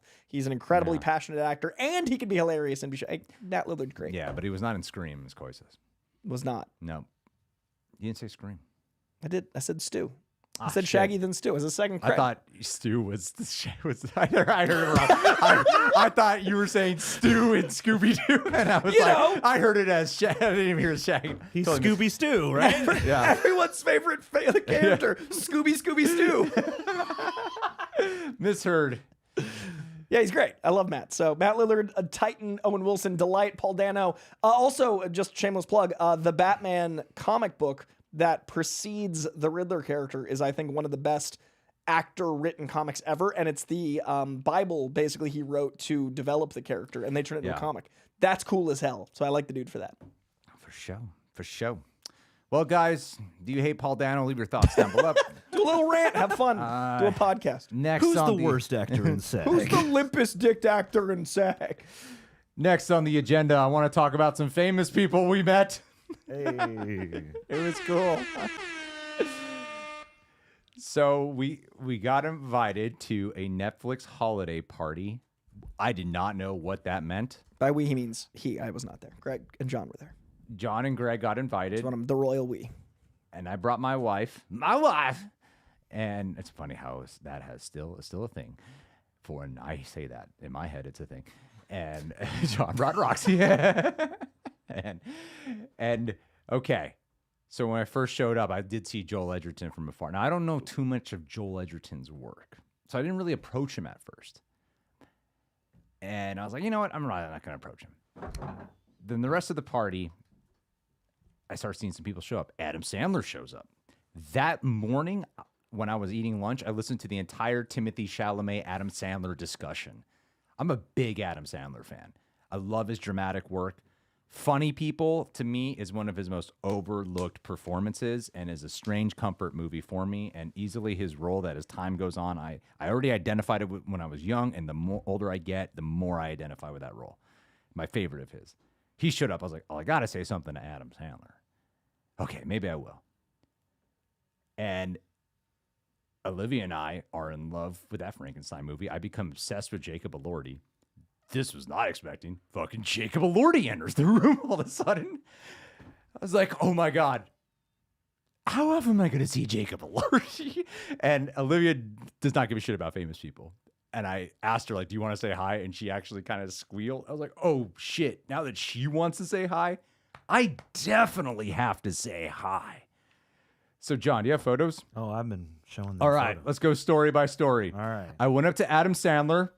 Wait, don't show the photo yet. No, don't show it yet. No, Don't ruin the fun. Oh, well, It's gone. It's It's only, done. it's only live. It's out. The photos have leaked. So I went to, I should have prepared you. So I went up to Adam Sandler, and he is as nice as every story you've ever heard. It's a packed party. He was stayed in the one section the entire time because, of course, he was getting swarmed. He took the time to talk with everybody. I didn't really want to take time from him, but I went up to him, and I said to him pretty much what I said to you. Like, Funny People, I think, is one of your most overlooked roles, and I watch it like almost every single year. It's meant a lot to me, so I just want to thank you. And asked him for a photo. He's like, yeah, let's do it. He's like, and he said you should bring your wife over. And she was getting the photo. So someone else took the photo, and that's my Adam Sandler photo. And they were clearly a photographer. Yeah. Look at this masterpiece of photography. You want to be in focus in this photo, right? You don't really care about the people next to you. Who's this guy that you're with? It looks like he's running really fast. It's like who killed Flash's father? Oh, that's what they're doing with W. Yeah. He's the reverse Flash. He's the reverse Flash. I right see. there. What a crazy idea for the next one. Vibrating in place, Adam Sandler. And fortunately, we invited Roxy, and Roxy, I know, is genuinely obsessed. And I told Roxy, like, Adam Sandler, so she was freaking out. So we could show that photo on screen that Roxy. Proof that Adam Sandler slows down long enough. And Olivia took that photo. That's how you take a photo of Yeah, Adam Sandler. Olivia. That's how it's done. Correct. That's how you do it. Olivia knows the focus is on Adam Sandler. I can hear that photo, and that makes me so happy. Yeah. And John, you have an Adam Sandler story? Oh, well, I mean, Share it. you know, my lovely lady is a fellow masshole with you, Coy. That's right. And, you know, Adam Sandler, hometown hero. Noted masshole. And so I was like, I don't know, in events like these, you know, my only motivation to kind of approach people, you know, is like, if I'm like, I got to say thanks because of something I like, you know, like I'll waffle on the, like, I don't want to take up your time. There's a million people here. But with him, I was like, I got to see if he'll at least say hey to her.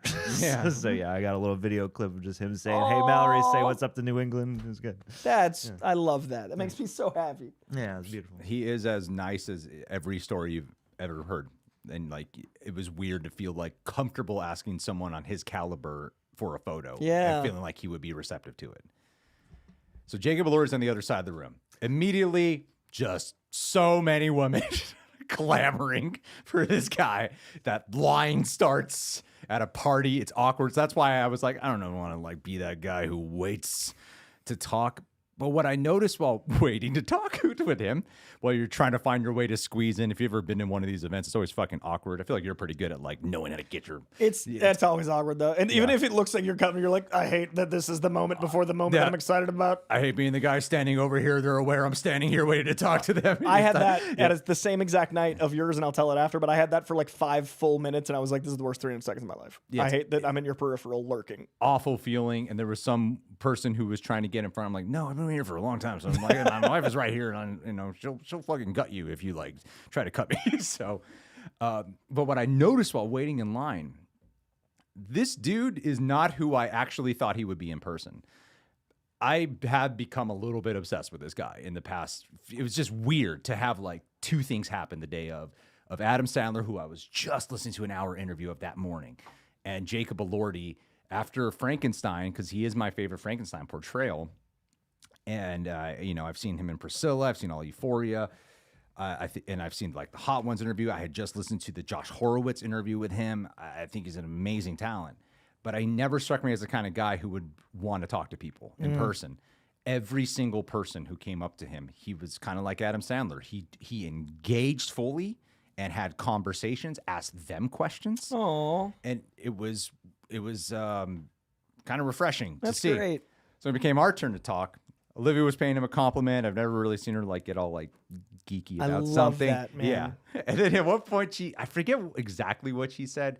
Something that like she doesn't really go up to celebrities. She said that. And he's like, I'm not a celebrity, I'm an actor. She said that line. Which is like, if he meant you it, don't really choose that, but okay. Yeah. I love that. I'm he glad meant you feel it. that. Yeah, I like that from you. like that. If you have to say that to have yourself people guarded, that are celebrating you, yeah, perhaps. for being super famous. Your billboard is right outside. Literally, it's right there. But no, I get what I understood what he's saying. It's the Cillian Murphy response. It is a thing that a celebrity says to protect themselves in some way. And Olivia was like, it's a hard thing to right in front respond of to. Like, it's a hard thing to like. And that's what I love about her. She was like, she can't hide it. Just like, that's a little fucking weird, but to each their own. I love to hear that that's how he feels though. Like that makes me happy that that's his worldview. Like, no, I'm an actor. So then I said to him that I had read Frankenstein right before the movie, and when I was watching it, I like turned to her and I was like, this is the best Frankenstein I've seen, because I've seen a lot of Frankenstein movies. And he was like, wow, man, that really means a lot. I'm like, I'm sure you've heard this compliment a billion times. So the way he just said the thing to me as if this was the first time he heard it, I'm like, you're a good guy. You're a good actor. You should be an actor. And I even said to him, I love how there's this weird art photo behind Yeah, I it. love that this looks like a photo that is of a photo. Like, this is beautiful. But there's this like weird art thing behind that I didn't notice till it was on Instagram already. And I said to him, and I kind of got, I remember I've heard you say this to something along these lines, where I said to him that, and I listened to your Josh Horowitz interview, what you said about Heath Ledger and how much of an influence that was in the impact. I thought that was such a great sentiment that you expressed, and everything you say that really showed me a different side of you. Then I was like, man, this guy's really fucking cool. Yeah. And he was like, dude, thank you so much for watching that interview. Like, I really love doing that one. And to talk about something different. Yeah. I could see that like, actual engaged. Yeah. And then when we were taking the photo, we couldn't get the lighting going down. And I was like, I'm sorry for the wait. And he's like, he had his arm. I was like, hey, don't worry about it, man. It's good. And he said to her, like, oh, you look really beautiful, to Olivia. I was like, this dude is so fucking nice. Yeah. Trying to take my wife Yeah, home. and I was like, all do right, it. I'll watch. all Let me watch. Easy Saltburn, all right? From Hollywood Greg to Yeah. Cut Greg. Yeah. I'll do it. I'll lick the bathtub. Whatever you I want. get it. I understand Barry's whole I arc. get it, man. I get why everyone wants to sleep with you in every movie. I cannot even typecast as hottest guy ever. And then the last couple, Joel Edgerton was Dude. free. I gotta know. I did you talk about Warrior? That is only thing I talked about. I gotta hear about it. So I'm I engaged. was actually standing with Eric Voss, and we were talking, and Joel was right there just talking with one person. He finally got free. And I was telling Eric, like, maybe I should just say something to him. Like, I feel like there's something I want to say. He's like, I'll help you. Eric was really cool about it because he pretended to just stay in conversation with me while we were just listening for an opening. And I said to him, like, hey, I'm so late to the party on this. I only just watched Warrior this year. And I was breaking down the entire time. And what's cool is I can say that and it's recorded. And I didn't say that as a reaction. I was breaking down the entire time. I literally even called my brother afterwards. And I went into some like personal things. There's a reason why that movie affected me so much. But there's some things I prefer to not say on the internet. And I was telling Joel Edgerton because it was like right here. And then one of the things I was saying to him is that I know a lot of people when they watch that movie, they want to be Tom Hardy because he's like the brooding dude. But when I watch it, I was like, I'm you. I'm the Joel Edgerton character. So I was highlighting certain scenes. Yeah. And yeah, he started really expanding upon it about the effect of that movie. He told me another story about how he heard how it healed a relationship with these other brothers and a father. And he was like, thank you so much. I love that story so much. And he said that to me, like, I loved what you just told me. Thank you so much for sharing that with me. He was very kind and engaging as I well. love this photo because there's like Yeah. that's actual like Yeah. connection. Like you can feel that in the photo. Yeah, Eric Voss took that photo. In focus. In focus. That's great, man. He looks awesome too. I like his jacket. And last thing I was out there, I met the singers from K-pop Demon Hunters. You might know who they are. I don't know how to pronounce their names. EJ and Ray. I know how to I can see it. Yeah. EJ and Ray Amy. I forget how to say their names, but they're the singers of of Huntrix. They're And delightful. they were also They're so cool. so kind. We had the same publicist. Like, holy shit, they're so kind. Yeah, they're good. They're good people. I even said to them, like, is this party different to you than other parties you guys go to? And I think her name's Ray. She's like, yeah, everyone knows who we are here. and then I was like, hey, I hate to ask. She's like, no, let's do the photo. Like, she interrupted me. She's like, no, let's do a photo. Cute. And they immediately got in position. So it was a great time. And then I got a great photo with my wife. Just show that photo with my wife. It was a great time. Information. Great party. So I love celebrities. I worship celebrities. You met Olivia? I sit at the altar of celebrities. And Coy, what famous I'm person so did you glad that she was willing to take a photo with you. Mine is just, I mean, I have tons of pictures on my phone of like the party, but I went to the Five Nights at Freddy premiere at the same time as this Netflix event, and I had the awkward moment of trying to get into a circle thing, but it was at a party where there were a bunch of couches in the middle, and that was clearly like to give folks a little barrier if they needed a breather. But instead, everyone crowded around the edges, so they were all trapped in these corners of this room. So instead of helping, it actually caused like constant roadblocks. So I casually threw cons and stuff, know Matt Lillard a little bit, and I haven't seen him since he launched his whiskey brand and since a few different things. So I wanted to talk to him like as a person, but there was like a line of people to get to him. But the problem is, like, as I approached, he clocked me and waved excitedly because he's so freaking tall. But then there was like 4 people, like enough people that I was like, well, now I just got to exist right here. And like, he knows I'm here. If I leave, it's rude. But if I stay, it's weird. So for like 5 full minutes while people said their little niceties, I was just like, and he'd look over, and then at one point, he's such a sweet dude. Fuck Tarantino.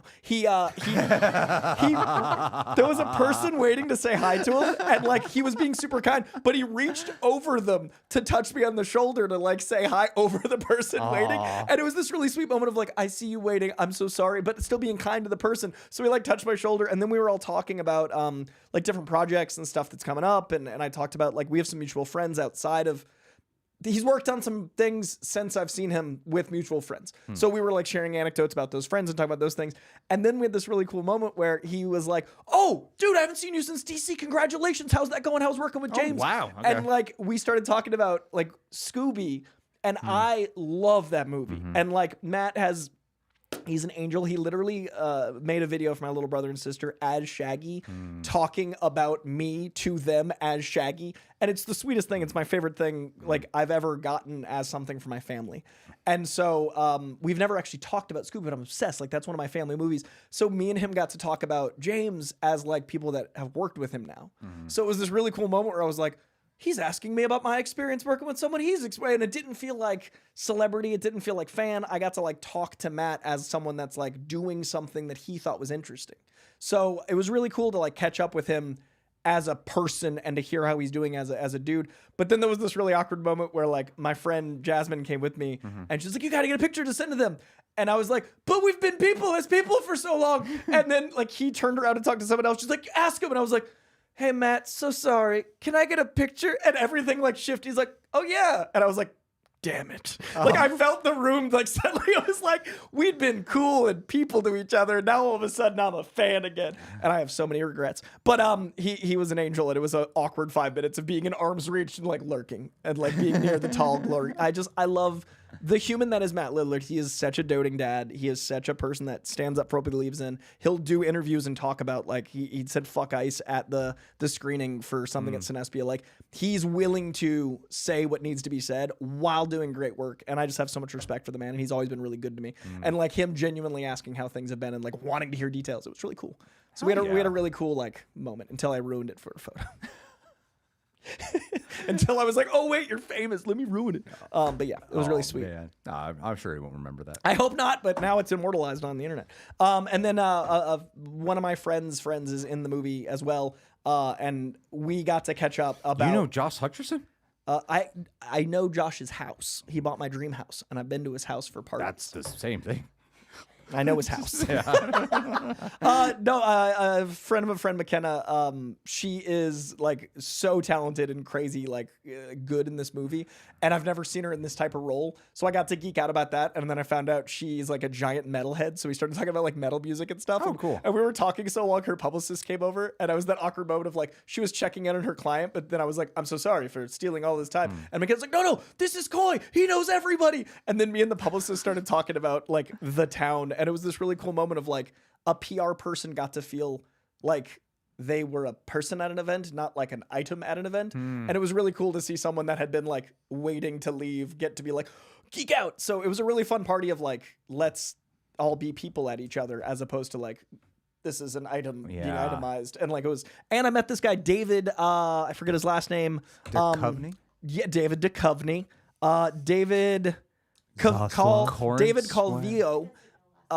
David Calvillo, who's in Five Nights at Freddy's, Reject Nation member, big ol' Real Rejects fan. While I was talking to McKenna, he was like, I love your YouTube. And I was like, I don't know which one you're talking about. And then I went over and he's like, dude, I watch Rejects every day. And I'm such a... So we talked Rejects and that's stuff. Cool. And it was really cool. He's like one of the leads in the movie to talk to like this dude in the movie about Reject Nation. Andrew Calvillo? Such a sweetheart. Big YouTube dude. Absolutely incredible in the movie. Such great presence in his screen time. Hair. But yeah, he was fucking rad. So what else has he been in? He was in Platonic or one of the Apple shows. Yeah, on Hacks. He was in Hacks, Platonic. He was in that Mythic Quest little side movie. He's working. He's done a litany of television appearances. But he's a big Reject guy. He was so excited to talk about Rejects. Is he a patron? David, if you're watching, Yeah. I just gave you. I know he can afford it. I just gave. We see that Apple TV money. Yeah. I just gave you your flowers. You better repay that with patronage. But yeah, it was a really sweet guy, and it was really cool to. It was interesting. We talked about the shift in the town and how YouTube, all the actors coming up grew up with YouTubers. Like this next wave, a lot of them watch us. Like we used to watch like critics and stuff. We've talked about the newspaper era and like wanting to be Roger Ebert. Those actors, since they're like the next generation, all of them have like their favorite YouTubers, and he was so excited to talk about YouTube, and I was so excited to talk about movies. Yeah, but he wanted to know about like our culture and like what we do, and I was like, "But you did the real thing." But to us, what we do is so artifice. So it was really cool to have that blending of worlds with a publicist and with an actor and with everybody. It was cool. I'll never think what we do or any YouTuber really is greater than any this filmmaker. Is content. I really don't. You know, the like I've met people, actors who are like, oh, but what you guys do, you get more numbers than what we get on our shows, and everyone knows this. But it doesn't matter. And I always tell them like, yeah, but you guys are creating art, and we wouldn't have what we wouldn't be able to do anything unless you guys were doing it. Yeah, like, we have nothing unless you guys do it. We're the echo. Yeah. Like you have to start the sound. Yeah, and it's always kind of weird because I know they're saying it in like a. Oh, it's very complimentary. In a way to be complimentary and flattery, but that in a weird way that triggers like the biggest kind of imposter syndrome. 100%. You know. It used to for me, but now I'm like, well, I need this because it doesn't pay well, so I'm gonna try to do this version of it. Like it helps to like remind us why we do it. Like because you work like 90 hours a week. Yeah. At the end of the day, like if you were a doctor, you'd own 5 homes. Like if we're not gonna get the pay that's worth the time, it's good to feel like at least it's causing impact. I only own 3. And therefore, It really sucks. I know, slacking in this economy. But you know what I mean? Like to know we have impact helps for me anyway. Yeah, that's true, man. That's true. Thanks for sharing that, man. Matthew Lillard, you're a G. Don't listen to Quentin Tarantino. Fuck that guy. What if there's all big publicity stunt? They're all in Tarantino's last movie. You're right. All the actors he picked out to be his last. How cool would that be? I'd be like, holy shit, that was the greatest thing you could You have know ever what's done. funny? All 3 of them would kill at Tarantino They dialogue. would. They would. Those That's the 3 weirdest actually part. would. Especially I can Owen see Wilson. Paul Dano in a Tarantino movie. I can see it. absolutely. But Owen Wilson especially, I'm like, Owen Wilson would ride the rhythm He's of so your dialogue. 70s California, Yeah. and Matt Lillard has that darkness underneath him that Yes. would totally be, Anyway, Anyway, guys, do you like famous people? We like famous people. yeah, I they like keep us famous people. employed. Famous people are back. They're back. They were gone 2 back. weeks. 2 weeks ago, they were gone. They're back. Back in the game. I was also nervous when I met Seth Rogen. I was extremely nervous to meet Seth Rogen. Like top maybe 10. That was thanks to Roxy. Appreciate that. I met two heroes of mine because thanks to her, fucking killed it. 2 Jewish heroes. 2 Jewish heroes. Well, Harrison Ford as well. God damn. No, I didn't meet Adam Sandler because of her. You met Adam Sandler because of you, because you My were bad. invited. Because I told John. to Known give his plus Jewish one to Roxy. actor Harrison Ford. Yeah. Is he Jewish? I don't think so. He does but hate I'll Nazis. double check. He does hate Nazis. So we're all Jewish if we all In that hate way. Nazis. Yeah. Do we have any super chats? No. Okay. Just kidding. Yes, we have a number of them. I don't have the exact count, but you they've have been a count, coming in Alex? since before you were on camera. So We are Super totally chats wrapping and it too. Streamlabs. Streamlabs I got kicked out of. Good. cool. I'll check that one. I just need to do some math here. There's been a lot of reorganizing today and rescheduling. And it didn't work in the beginning. We had 5 minutes of internet panic. We're going great. It's a lot of things. Currently got 8 Streamlabs. Okay. We're into Those the are 30s big numbers, on Greg. Super Chats. Wow, those are large. Maybe I should close that down. All right, guys, you got. If there's any super chats you want to get in, you're able to put in. You got 43. You got 2 minutes. We're gonna end at a solid 2 p.m. Oh no! Let me take off my contacts. All right. Well, okay. We're gonna go through. Okay, let's do it. Let's do it, guys. All right, we're doing it. Where do we want to start? Let's start with the super chats. Okay. Yeah. It's gonna be. This looks comfortable. Because we read the one from Olivia. You're right. Oh yeah. Hey, we're already ahead of the Yo, game. we got this shit. Thank you guys for contributing. We never end a stream until we go through them all. All righty, let's get it Let's going. do it, baby. Let's get it going. This is the most we've had in a long time. Thank you. All right, December 5th. It's all a lot of $1. It's really smart. Yeah, Gotta learn how to clever Dan calm the V900. game. We're on to Calm you. the game. Dan V Train. All right. We got this. Who's top of the list here? Here we go. Let's get number 1 for the day, December the 5th. We got Captain Fernandez doing the work. Captain Fernandez, what do we got? Thank you for chiming in. Netflix wants WBIP for future generative AI slop and other acronyms. Oh, yeah, man. Do you think AI will be used even more now? Oh yeah. Yeah. Oh, it's totally dead now. They're going to be. The ocean I'm talking about in the metaphor is AI. Like, that's the end of society. Like, we talked about this with Skynet. We talked about this with Terminator. Like, this is just a countdown. This is a big old acceleration of it. Yeah, we're done, man. I mean, to be able to keep up with the load that they're doing. Yeah, it's within, like, not even within our lifetime. It's within, like, 5 years. Like, this is so close to. I mean, that's all about gatekeeping as much money as you can. Downsizing And it's as only much gonna. as you can. What's so funny is all the dumbest, poorest people think it's art. Like, it's so funny that the people that are gonna lose first are the ones propelling it because they're like, "Yeah, man, it allows for everyone to be creative." But it's like, yeah, but you're not making money because it's not yours. But the people that make these programs that you're fueling are making lots and lots of money. So it's just making the top 2% of society so much richer, while poor people are causing their own stupidity. Like, it's so impressively dumb. Tom Segura over here, people. I'm excited. The one benefit is stupid people are gonna die off sooner. We'll see. They tend to, they're like ants. Well, they reproduce They the tend to most. leave. They have like 13 kids. Smart people only have like 2. So they've definitely outvoted us. But it's good because they're being Been birthed watching to. Idiocracy Coin. No, they're being birthed for gun fodder for the next. Yeah. It's Who else do we got on here? All right, I'm I'm gonna just cut off from now on. Ethan T chiming in. T for Tron. Part one. Sorry, this is part 1 of 2 or many. Happy late Thanksgiving. Not to be a pain, but you guys said you would react to the Better Man trailer. All right, John. If you do, please watch the 229 trailer on YouTube. What studio did that? Because we got some blocks going on right now. Let's find out. We got some blocks. How we is got some Stranger Netflix with Things. blocking studio? Netflix is the one who gave us 2 major blocks right now. Oh, how about that? All right, Better Man. You are looking at Paramount for North America. Ethan's a patron, right? I believe so. I'll Okay, double check that. we'll film one for Patreon for him Copy that. because I We know did 'cause promise. Paramount will It's Paramount. demonetize, and they have blocked us before. But thank you. Don't worry, we'll do it. Alex, write it down, please. I did. Thanks, bud. What else we got from Ethan? Way ahead of you. Moving on, Ethan T. Part two. Have you have to react to this movie as someone who's been watching since 15, now 24, and you guys have felt more like family than my own. Oh, thank you. You You should talk to your family. You Watch have to Warrior and believe then me. call your brother.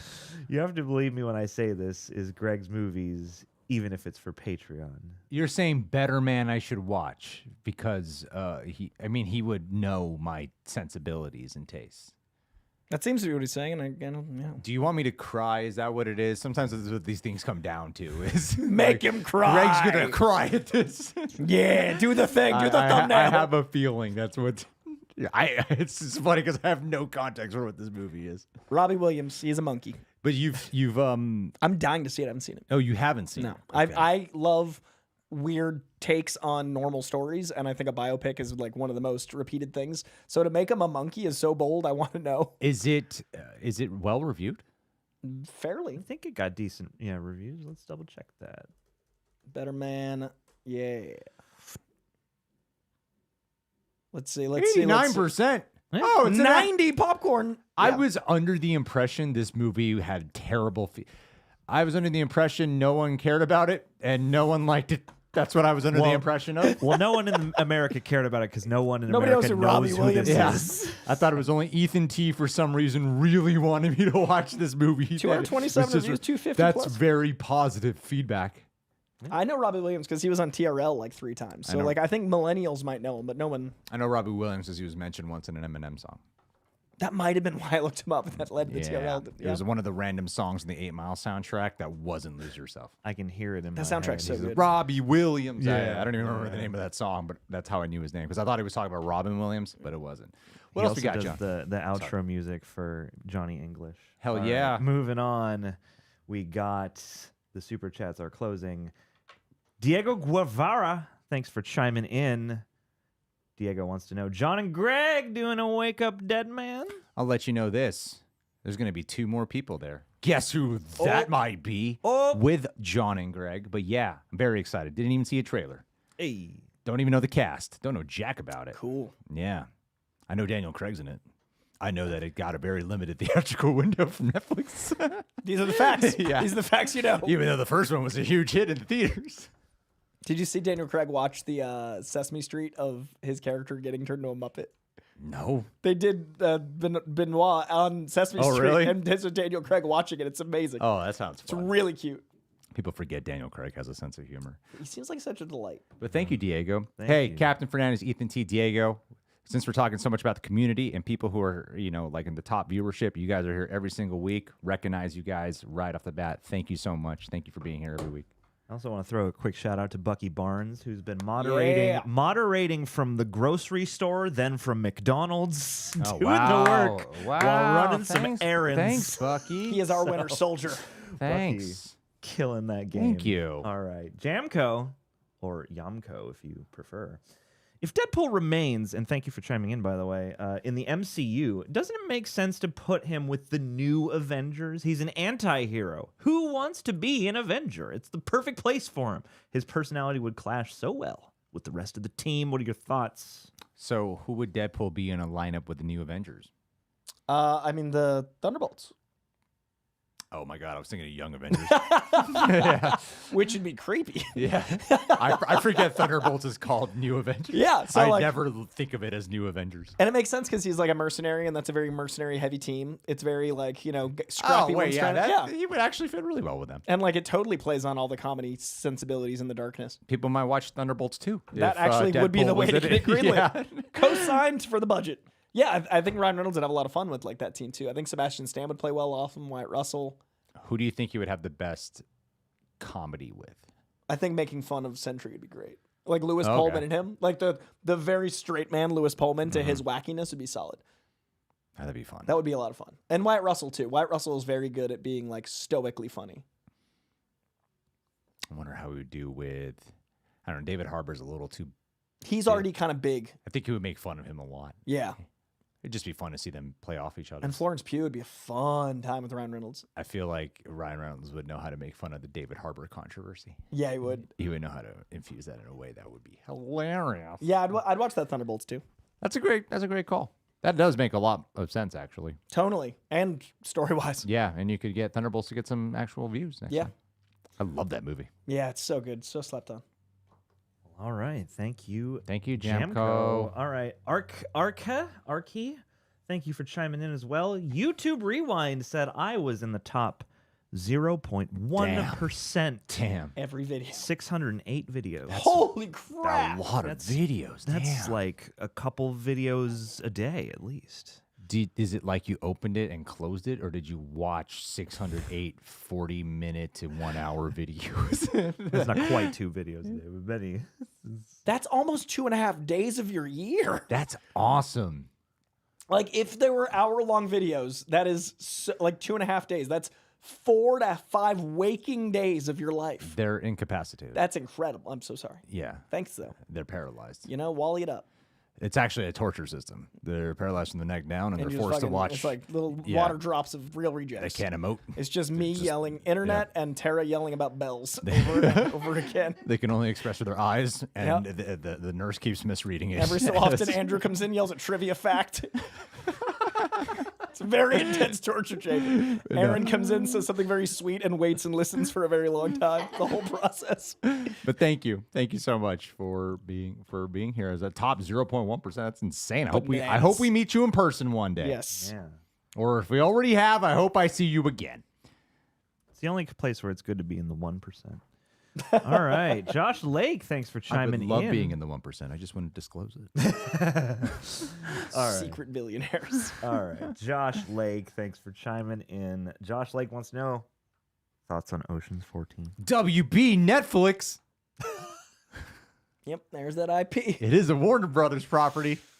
I'm genuinely excited for it because I think that like cast has such good chemistry, and I really like those movies. I think if Soderbergh comes back, especially, I'll be really excited. But anytime like Brad Pitt, George Clooney, Matt Damon do anything separately, I'm always yay. But when all together, I'm in. Look, I don't know why he hasn't been added.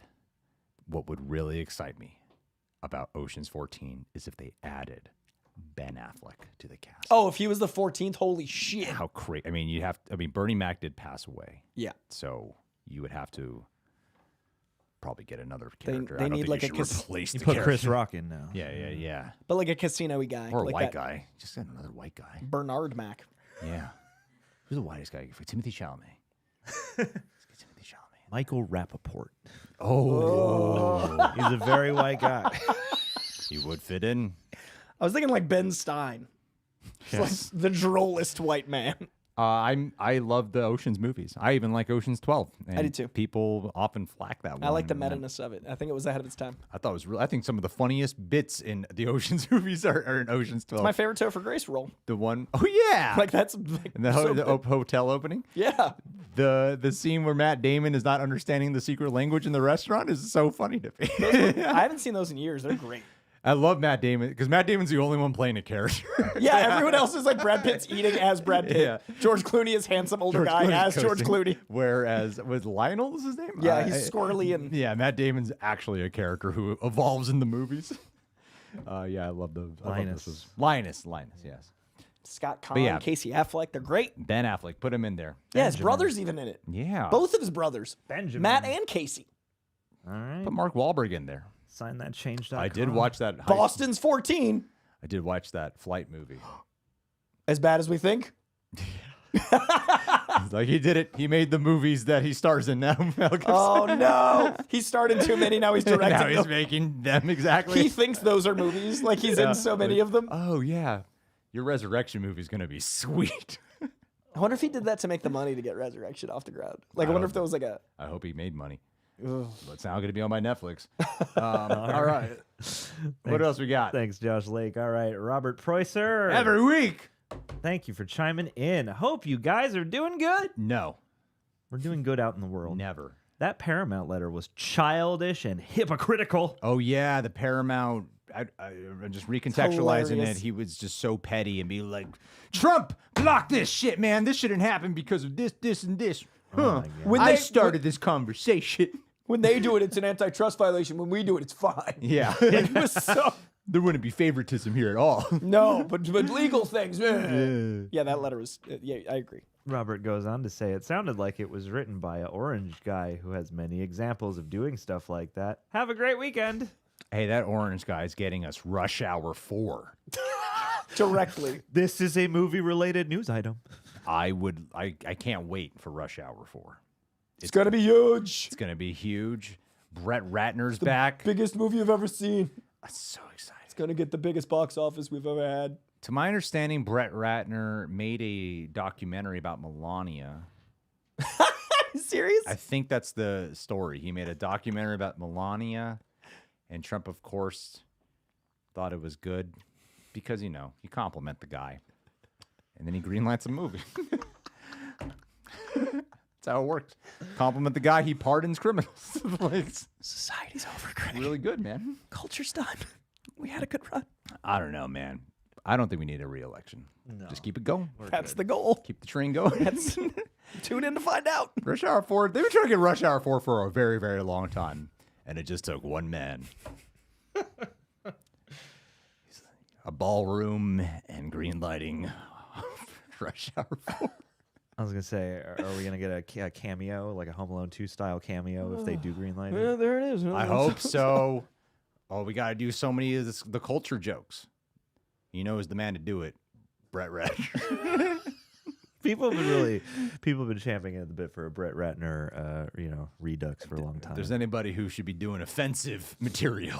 In 2025. Brett Ratner. Bring him back. Let's get Kevin Spacey in it too.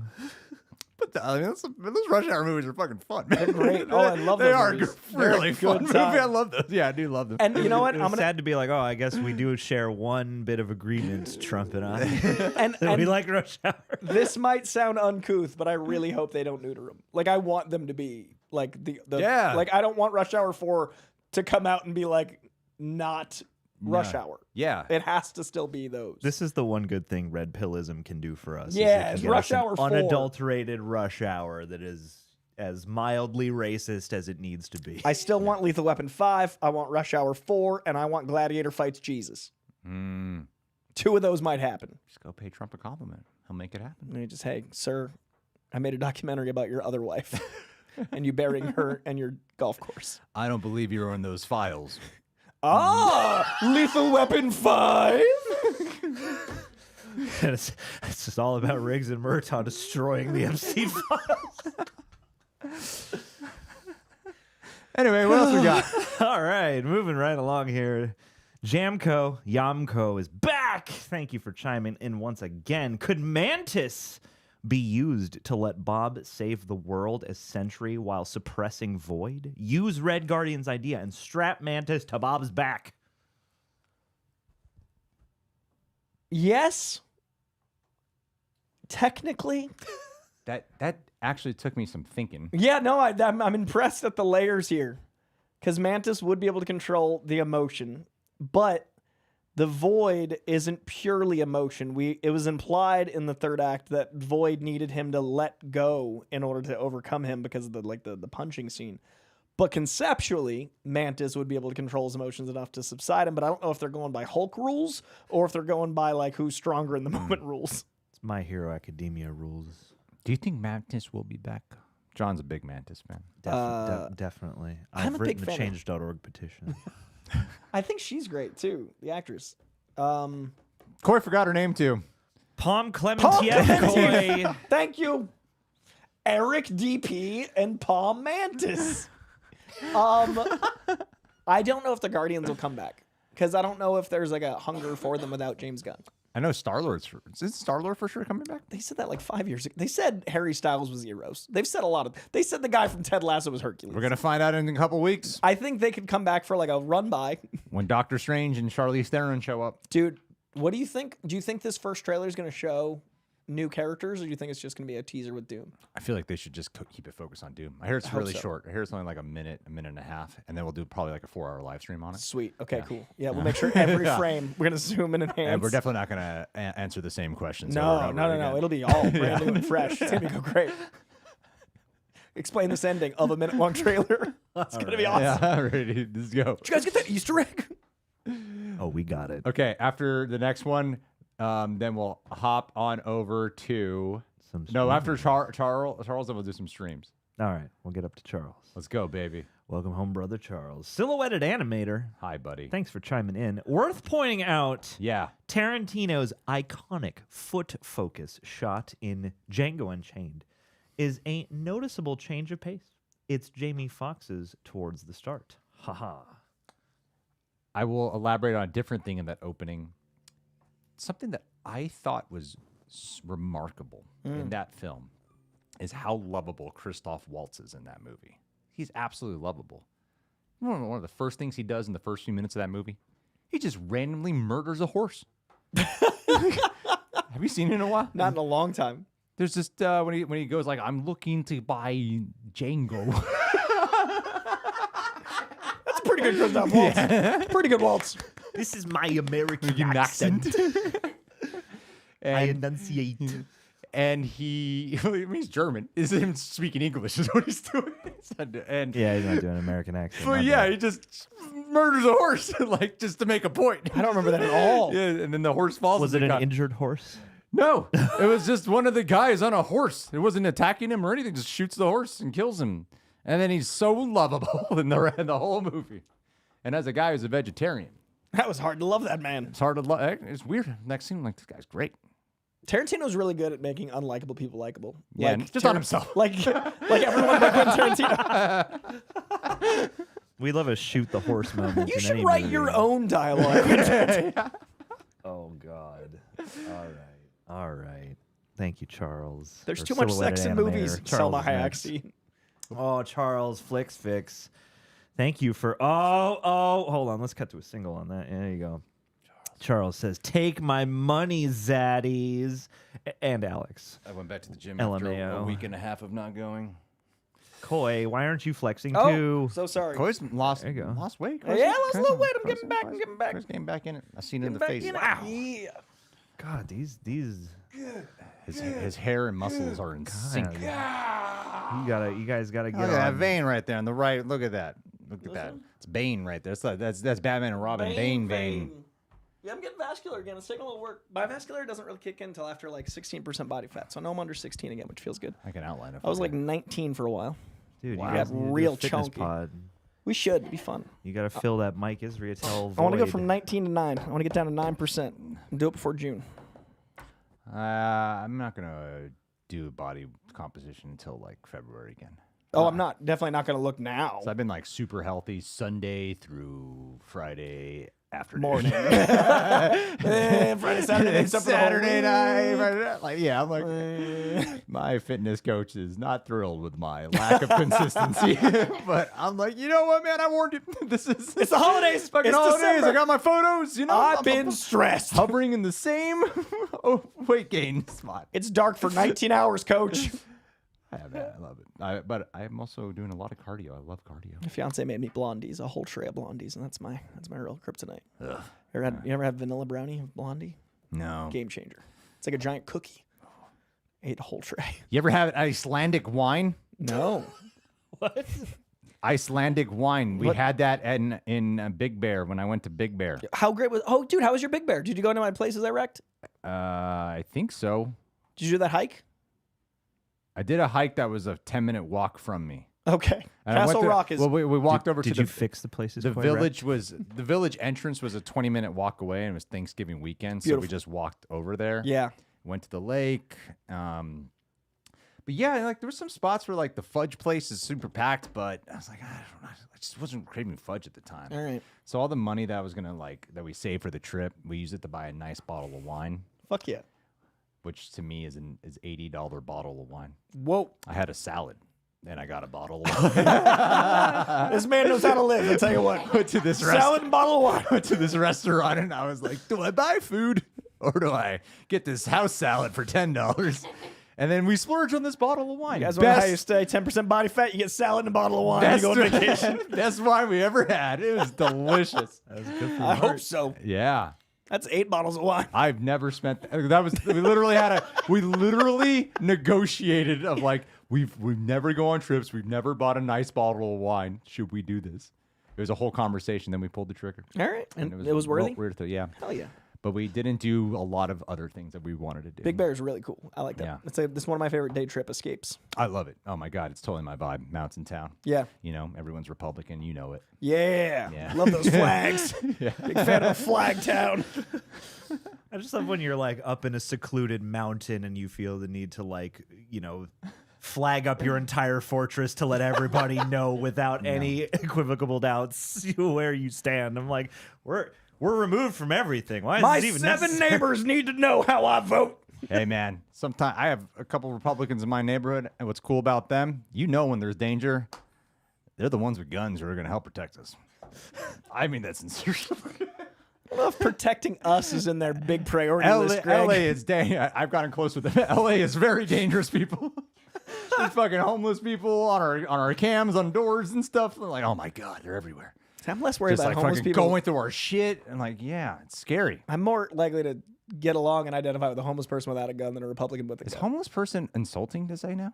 Unhoused. I don't know what the fuck the term is anymore. Is it unhoused? What's offensive? The left has gone too far. There's no language that's allowed anymore. I'll tell you, if an unhoused person's watching this, I don't know how unhoused you are. I think the most considerate accepted nomenclature is unhoused people or people experiencing homelessness. This is the most. But I mean, I don't part think of our I don't think fucking homeless has conversation. become so taboo we are that you literally- cannot say it. We're We're literally laughing at people that have lost criticizing- everything. criticizing the term of unhoused while reading stream contribution. And what I'm trying to say, And I just said, we got an $80 bottle of wine. And on our these homeless Thanksgiving people trip, but on my are ring breaking cam. through my ring cam. and you're advocating These for people guns who to need know help that you're messing safe. up my neighborhood. Can people bring out their I've done guns it. so I feel safe I've- about these people that lost everything because society failed them? I've converted to the other side. You see, this $80 bottle of wine is safe in my gunless neighborhood. Get the guns out. Jed Bob, I need the 9. Bring out the Beretta. Get me the It scares sun me, off. Greg. It's just funny because like everyone around our neighbor, I'm like, yeah, most of you guys are definitely like hardcore liberal. Greg owns 3 houses. Yeah, I own 3 houses. 2 of them are liberal.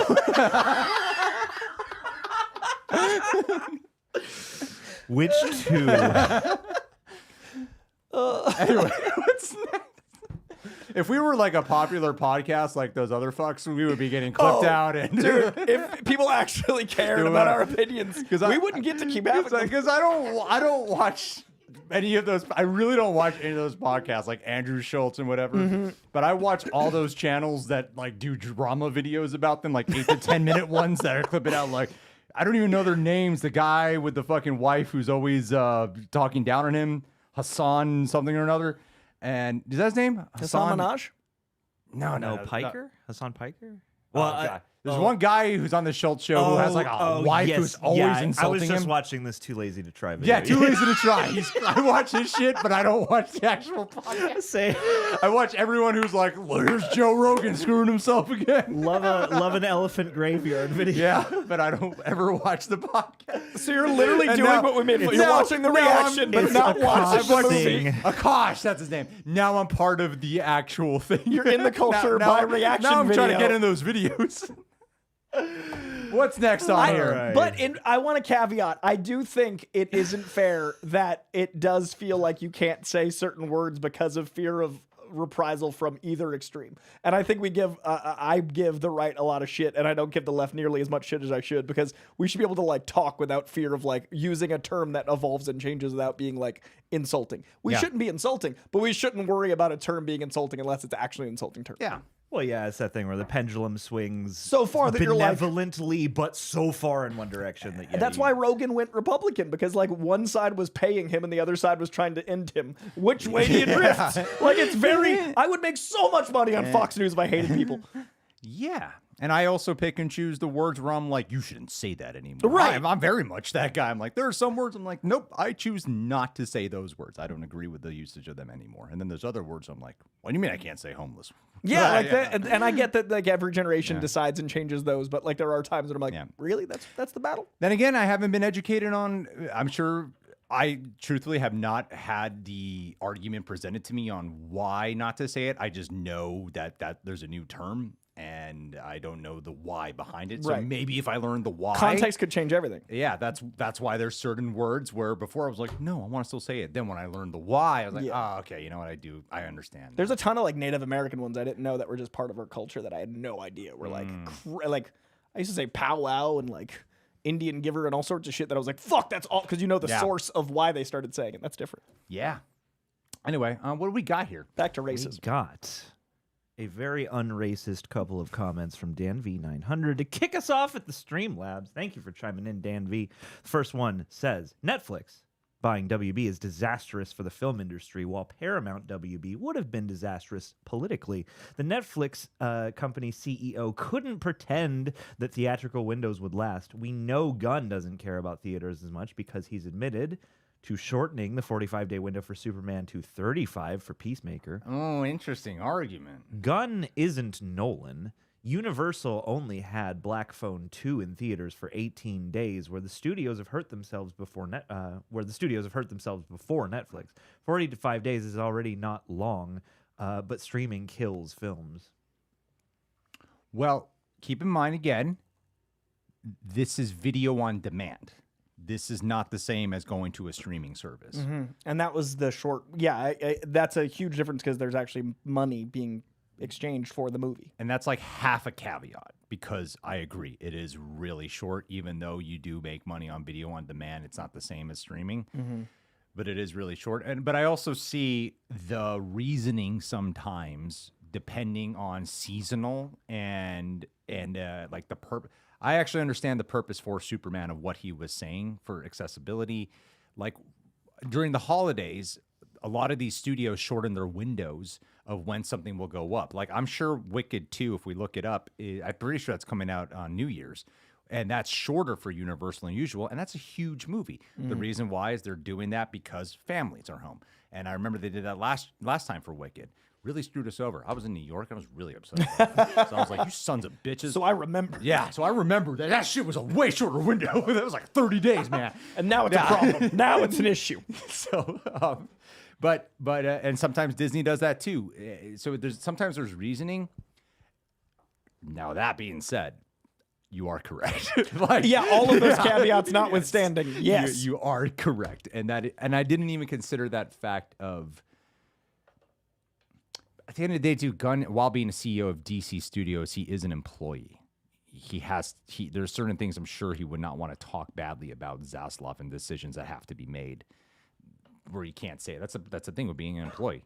But any job you guys have, you can't, like these guys, they can never talk bad about me ever. If they can't For the company. they can't confront me. They can't ever tell me when I'm out of line. They can't We have tell to me, tell him all of his abs look good. They can't tell me when I lack self-awareness. Yep. In fact, whenever you are out of line, we have to actually make up the reason why you're actually in line and setting a new precedent for us to follow. We have to explain why terms are inappropriate. We have to give him all the backstory. He's out here just slinging slurs. We're like, no, you can't say that one. And Here's if I why. say the wrong word, someone here gets blamed. Or it becomes part of community culture, and we have to say the word. And that's James Gunn's relationship with David Zaslav is what I'm getting at, people. Well, what I think is interesting is Gunn he's been outspoken about the theatrical, like he likes theaters and stuff, but the Superman thing, I was even outspoken about thinking it wasn't good, and then it did do exceedingly well on VOD, which helped the movie make money. So it's one of those things where I don't understand the business enough on the financial side to know what's going to help the movie. I'm really focused on the movie theater, and that is why I don't know what this Netflix thing does in 5 years to the industry that I'm focused on. I love individual movies, but the movie theater itself, it does not bode well. Sweet sauce. I agree. All right, let's sharpen back up, guys. Heck Hassan yeah. Ali, take it away, John. All Read it right. sharp, read it fast. Hassan Ali. Is anyone planning on watching the Stranger Things finale in theaters? Also, will there be any Christmas movie reactions? No to the Christmas movie reactions. That's not. Guys, Huh? I tried. I sent you a list of Christmas movies. No, I don't pay attention. If it's not my thought. Lethal Weapon. All 4 Lethal Actually, I know Weapons. the Lethal Weapon. John covered Lethal Weapon. Christmas is coming. My legit favorite ready. Christmas movie. I did put that up because it is a Christmas movie. And it actually is not like the ones people are like, oh, it's got a scene where there's a tree. It's actually a Christmas. No, I think it's way more a Christmas movie than Die Hard. It's there's family elements. It uses the setting. It uses like themes. It has a Christmas tree fight scene. yeah. It's a Christmas movie. No, it really is a Christmas movie. Actually, there's 2 Christmas tree fight scenes. One lit, one unlit. Oh yeah, one of the When he's beginning. buying So I mean, it's a Christmas movie, and I'm glad John saw it. Yeah, but never Elf. We're never going to cover Elf. Fuck that huge movie. One of the most notable modern Christmas films. No. That I used in a only- GIF at Alex this morning. What happened? That I used in a GIF at Alex this morning. No, we won't cover that one though. I don't know. That was yesterday. I don't know who's doing time? the Christmas. I don't know who's. I don't think anybody here. They sold out super fast. The Stranger Things movie. They opened a second window of them for 7:30, but Okay. I want to see it. Yeah, Aaron's going at 7:30, Aaron got it. but I want to see it like ASAP so I can review it because we're part of the system, which means we're all working Christmas. Hell yeah, man. So excited. The system. System, baby. All right. And New Year's. Are you guys going to see it in the theaters? Let us know. All right. Stefan, thank you for chiming in. Just got out of Kill Bill, The Whole Bloody Affair, and Five Nights at Freddy's 2 double bill. That's Whoa! That's like a triple bill's worth of a movie. 12 hours. To the Netflix news, goodbye cinemas. Films are meant for cinema. Kill Bill still gave me goosebumps 20 years later. Going for Train Home. Catch up on the VOD. Love from the UK. Oh, thank you, Stephen. Thank you, Steve. Because of Greg, I'm going to see Kill Bill: The Whole Bloody in 2 hours and 45 minutes. Hell yeah, man. I've never seen The Whole Bloody Affair. I know, neither have I. John has, but this one has 8 did. extra minutes than the one you've seen, John. Yeah, I saw this maybe a decade ago or more at the Dubev. So this was like a cut that had no intermission and no completed anime sequence. But it was like the best way I've experienced those movies. I also haven't seen them since they were in theaters 22 years ago. Yeah. So I'm seeing this pretty much for the first time and seeing it right. Shit. Thanks to Greg. Said. Well, Volume 1 is one of the greatest life-changing theater experiences I've ever had. Went to a night show randomly. First Tarantino movie I'd ever seen. That's cool. And I was by myself in the crowd with a packed house. I'd never seen violence like that on screen. And I didn't understand the reaction. Like I was like kind of scared of how fucking violent, intense it was. Yeah. If people were like laughing, and I'd never experienced that type of gore before to laugh with how absurd it is. And then I found myself laughing but not quite understanding while still being like, this shit's super intense. Yeah. Yeah, I love that movie. Like, I had the biggest crush on Lucy Liu after the first one. Like that fight scene, I don't even remember the movie. I just remember that fight scene being like, I'm really aware of the violence and feel kind of nauseous, but I think I'm turned on. Yeah. Like it was the weirdest emotion of like strange boner. Yeah, that's what I'm talking about. Yeah. Silly rabbit. Now I'm aroused by maces. Let's keep it going. What is it? The Weird Wide-Ons shouts out Brett Goldstein podcast. Anyway, films to be buried with. Hercules? J-Dell. Here we go. J-Dell, thank you for chiming in. Hey, gang. Ever thought about reacting to Euphoria? Whew, that would be a hard show to get past the 7-minute part of- edits? God damn. Or That is a the subject matter a bit too heavy? It's not the subject matter that's tough. It's what's on screen. pulp. You could get away much more with censoring violence than you can with any motion of sexuality. It's fucking obnoxious. Well, You could censor everything, but if there's like, it looks like a hip is kind of moving. There might be a boob in there. I Literally, can tell flesh is on screen. It's crazy how we've got it. I'm like, this is just a giant pixel. Like, It's just a fleshy square. insane. There are sometimes people comment, they're like, why did you censor that? I'm like, because America. It's like, not- the YouTube yeah. censorship is crazy. Yeah, public service announcement. We don't like censoring stuff. We have to. Otherwise, not you our won't be able to choice. see it. What a lot of people don't know is that we shoot a way ahead now, and so a lot of the times we have a new edit up that's censored, it's because we have already gotten flagged. So like we know it's not us taking a guess. Sometimes, a lot of times it's no, we were told directly that this is not a good thing to keep in your video.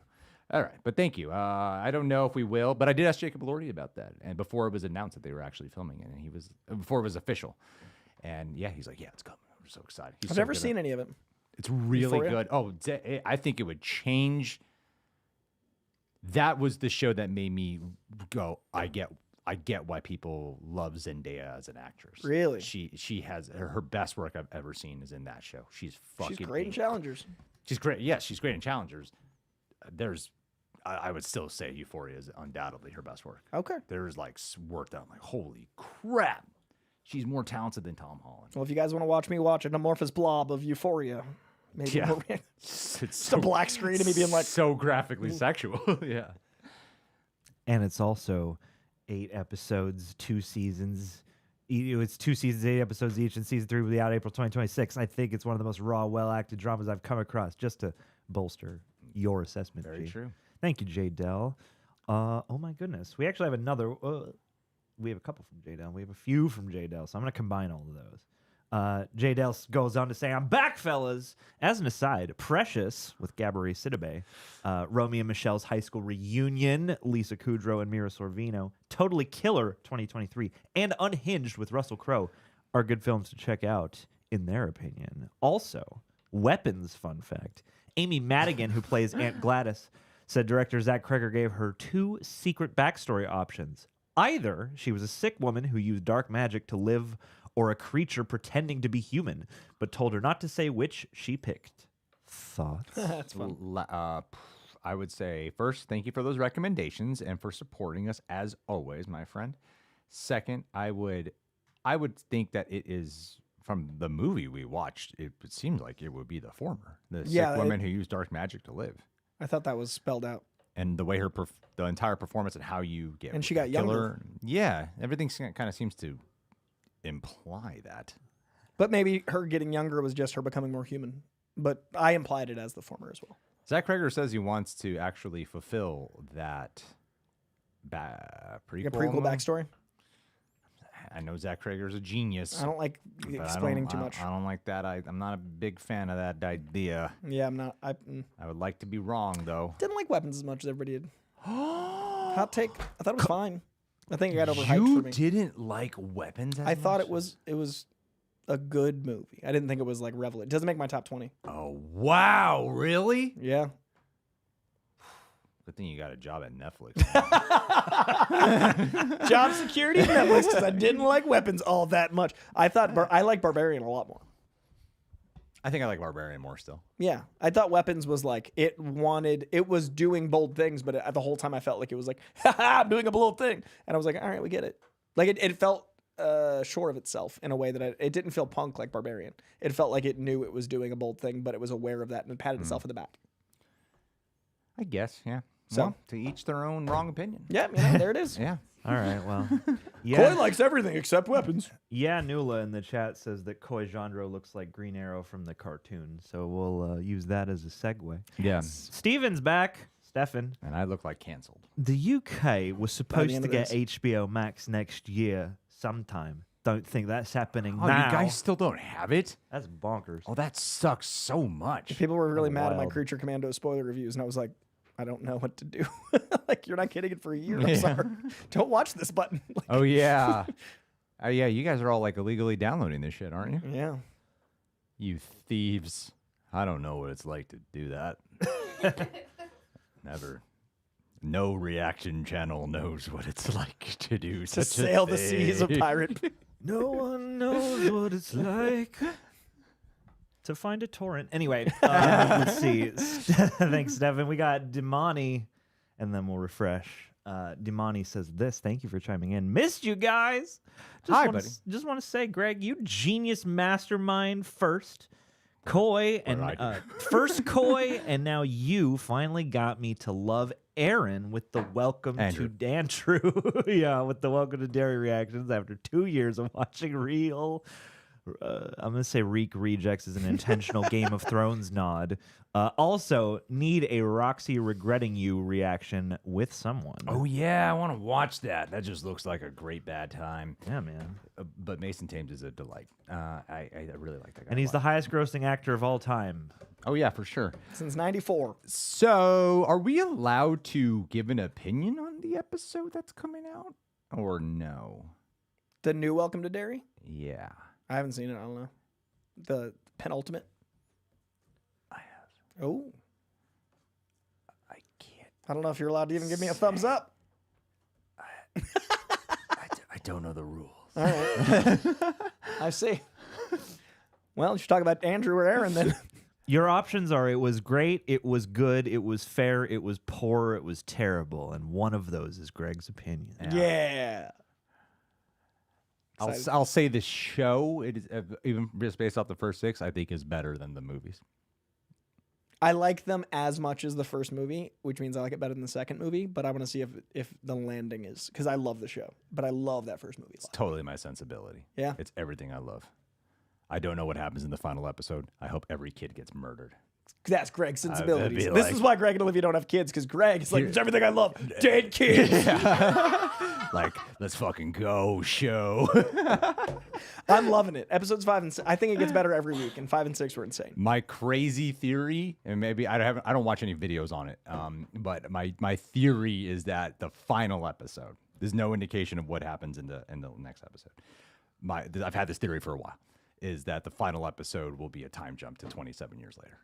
Oh, I think one of the characters is the young version of someone that we know. Really? Yeah. Okay. That's my hot take. And then that time jump happens to contextualize who they are. Yeah. Hope so. That'd be cool. Yeah. I love the show. But they should kill off every child. in But that all show. the kids got to go except the one that lives Yeah. 27 I know years people who can't watch it because of that. And Really? I'm like, oh, that's what got me hooked. later. Fuck them kids. Why I'm here. I thought it was brilliant in that first episode to Yeah. have 2 main characers and then kill off 2 of them. Like, the 3 of them? Like, Yeah. so smart. I heard that the show was an anthology and it would change every 27 years, but I didn't know it was by season. I thought it was by episode. So when the kids died at the beginning of the first one, I'm like, they're gonna kill everyone every episode. I thought every episode was just a massacre. I was like, it's gonna go back to like the 1500s. But yeah, I love the show. I'm impressed. Oh, yeah, those kids. Those kids are also really good actors, man. Yeah, they're Shit. finding a lot. I mean, Andy Muschietti is so good at finding good kid actors, but directs the hell out of them. It reaffirmed because yes, The Flash is not the movie that makes me go, oh, I can't wait for Brave and the Bold. But then when I saw this show, which is now going to be owned by Netflix, I went, oh, sweet. They got their new Stranger Andy Things. Muschietti, man. I think it's Their new Stranger Things yeah. just says Pennywise in They it, won't- directed by Muschietti. Anyway, let's carry on, my wayward son. All right, we're back to the super chats. Anything come out of CCXP while we've been talking? Let's go to the board. I mean, Alex, pay attention. You could just ask Alex to pay attention to the chat. Alex, if the chat tells us, that I don't think there's the some big- I don't think the big panel's till tomorrow. That's a Disney panel. diddly pee. Think they'll show any Doomsday? No, No. I think they might show like 5 seconds of it, like a tease of the teaser. probably just the title Yeah. while they play that tune. Maybe the But they mask. should play it backwards. I could see the mask maybe. Because it's like 2 weeks till It's true. Avatar. It's not like we've seen the mask in the post-credit scene for Fantastic Four. No, I keep forgetting. I keep blocking that from my mind. What do we got, John? All right, we're picking back up after Charlie's Flicks Fix, who Don't is worry, going Coy. bonkers. 3 o'clock. I got to shoot at 3:30. Hard out at 2, Greg. Hard out at 2. Hard at 2. At 3:30? I mean, we weren't able to move tomorrow. Yeah, then do that. Yeah, got no choice. Heck yeah. Make sure he's here. I've been texting him. I told him I put it. Yeah. All right, what do we got? Read it fast, read it sharp, read it clear. Here we go. Sebastian Yuntz, thanks for chiming in. Woo! Best part of my Friday. Hope you guys are doing great and had an amazing Thanksgiving. Greg, was there a Doomsday trailer during Avatar? No, there was not. There was a movie, Avatar, which No trailers. was long. it was a thick boy. It was a thick film. It was a thickie. And I overall liked it. Generally speaking.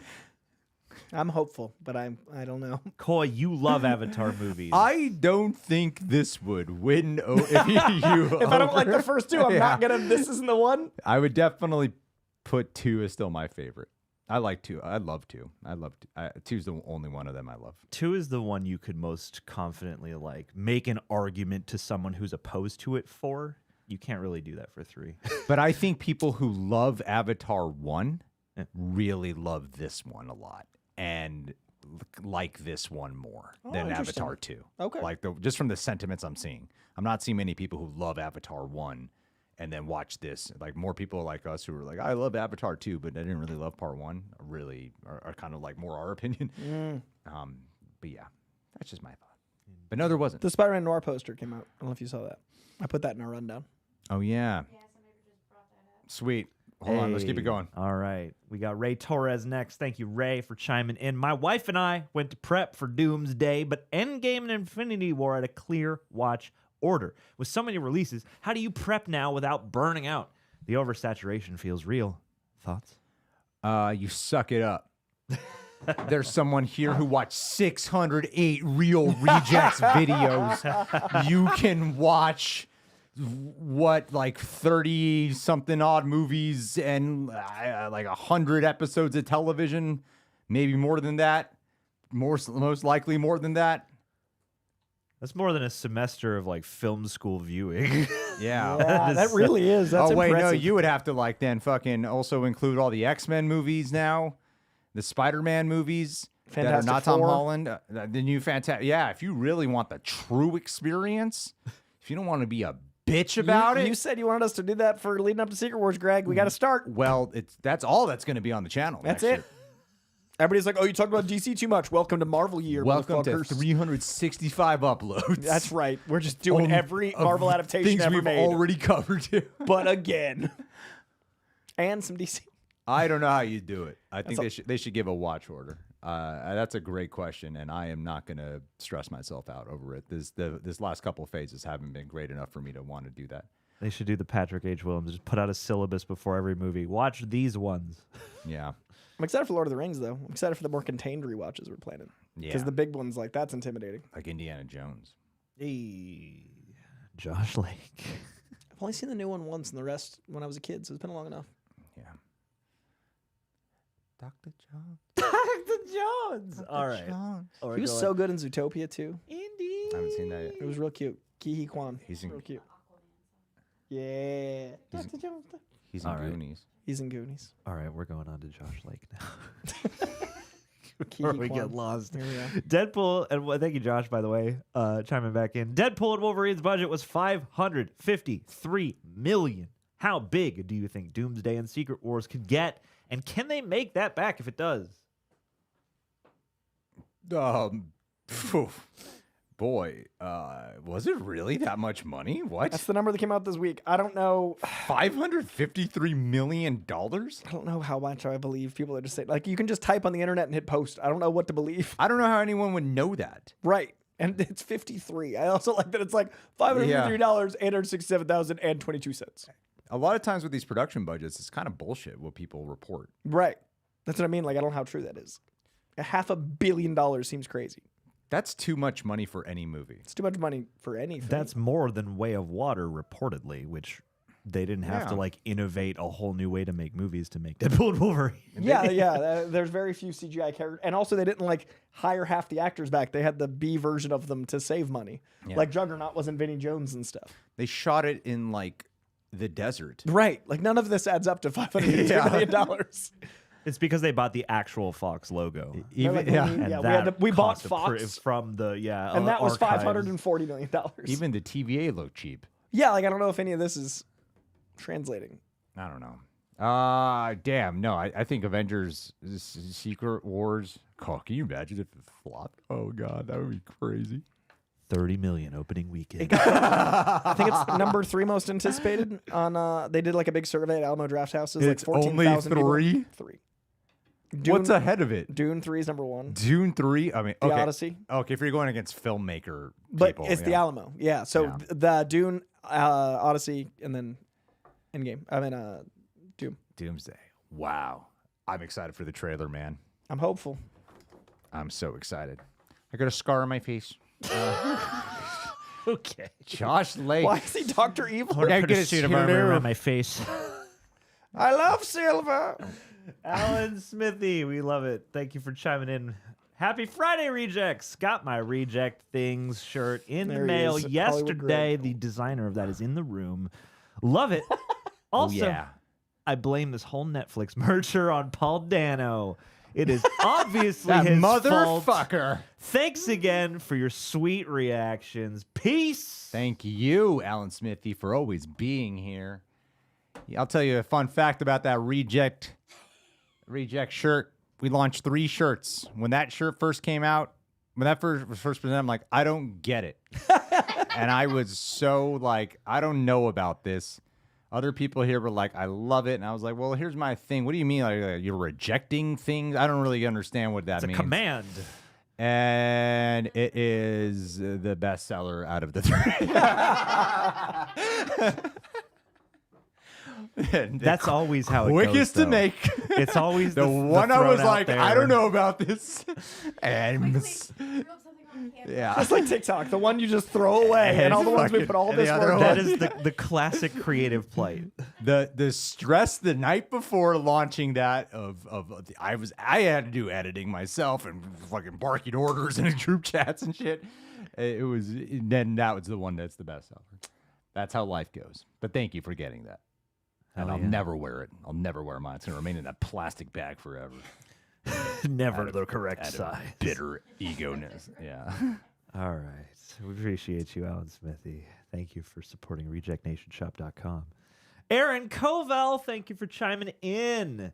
You got Hollywood Greg on the line. The cinematographer of Mindhunter is confirmed by Matt Reeves for the Batman Part 2, just to echo our earlier conversation about what's his name, Coy? Eric Fincher DP is a genius and should be celebrated. And that's the headline. All right? That's our big SEO headline. Eric Messerschmitt.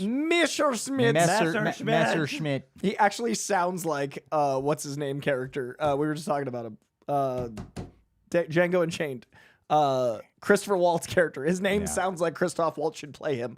Eric Messerschmitt, thank you for your work. I love it. Thank you. And Thank Mindhunter is genius. If you guys haven't seen Mindhunter, it's shot. Oh, I beautifully. think it's a great example of the future of streaming. Yep, a You show know? that goes 2 seasons, It's 2 sets seasons up and a cancels. beautiful third act. One of the most beloved Netflix shows, still referenced in the film community today. Patrick H. Willems, a YouTuber we really love, did a whole video recently that was all inspired by Mindhunter. But That never DP coming back. That DP shooting the hell out of Batman Never 2. coming back, Batman though. 2. Didn't make enough streaming numbers. That's the secret, is Batman 2 will be the A secret Mindhunter third third season. one. They're going to take all those Mindhunter Season 3 ideas and just put them into Batman 2. No. It's all the serial killers are in Arkham that we've already met, and Batman comes in, and it's just a Mindhunter 3 pseudo sequel. We get the conclusion. Yeah, it's actually revealed that this Those was two DC guys the whole time. Are talking to Gordon. Yeah. It's gonna be great. Yeah. It's gonna be great. I'm over this conversation. Let's move Let's on. next Let's move one. on. Here we go. CEO All Greg right. is done. Let's see. We got AXB says this. Thank you for chiming in. Is there any hope the merger won't go through? We just got to tell baby Trump how to handle this situation, and maybe the merger won't go through, and then a different company owns them. That's the best part about this, guys. Whoever wins, we lose. Alien vs Predator, but also 2025. Oh, let them fight. Of course, there's a chance it doesn't go through. I think it will, though. I think the way who's in charge seems like they don't have many qualms about monopolism or trust law. Netflix just has infinite money, and they're also not afraid to go broke for a while. That's how they thrive. Textile. Let's dump it in there. All right. Star Walker. Thank you for chiming in with your stylized spelling. Get ready for Emily in Paris with Batman. I don't get it. All right. Emily Emily in is a big Paris, Netflix that show. show with. Oh, yeah. Emma- Yeah, there you go. It's That's it, Emily in Paris. It's in rhyme. Yeah, it's a Phil Netflix show? Collins' niece or whatever. Lily Collins. There you go. That's Phil Collins' niece? Yeah. or something. Phil Collins' relation. That makes so much sense. Phil Collins, the composer of Tarzan? Yeah. Yeah. He was singing to her the whole time. That was who it was. Emily and Paris. But it's gonna be, I don't know what rhymes with Gotham. It would be pretty cool to get like Batman and some of this other shit. Batman just goes in every property. Sorry, You might as well, dude. Batman v Vecna. Just take him out. Just fighting Vecna. Poison Ivy helps him. How cool would that be? You combine the Stranger Things cast with the Welcome to Derry cast? Boom. They have to go after Pennywise? The loser kids, they go, yeah. Pennywise versus Vecna? Writes itself. The old guard teams up with the Justice League. You and that fucking old guy.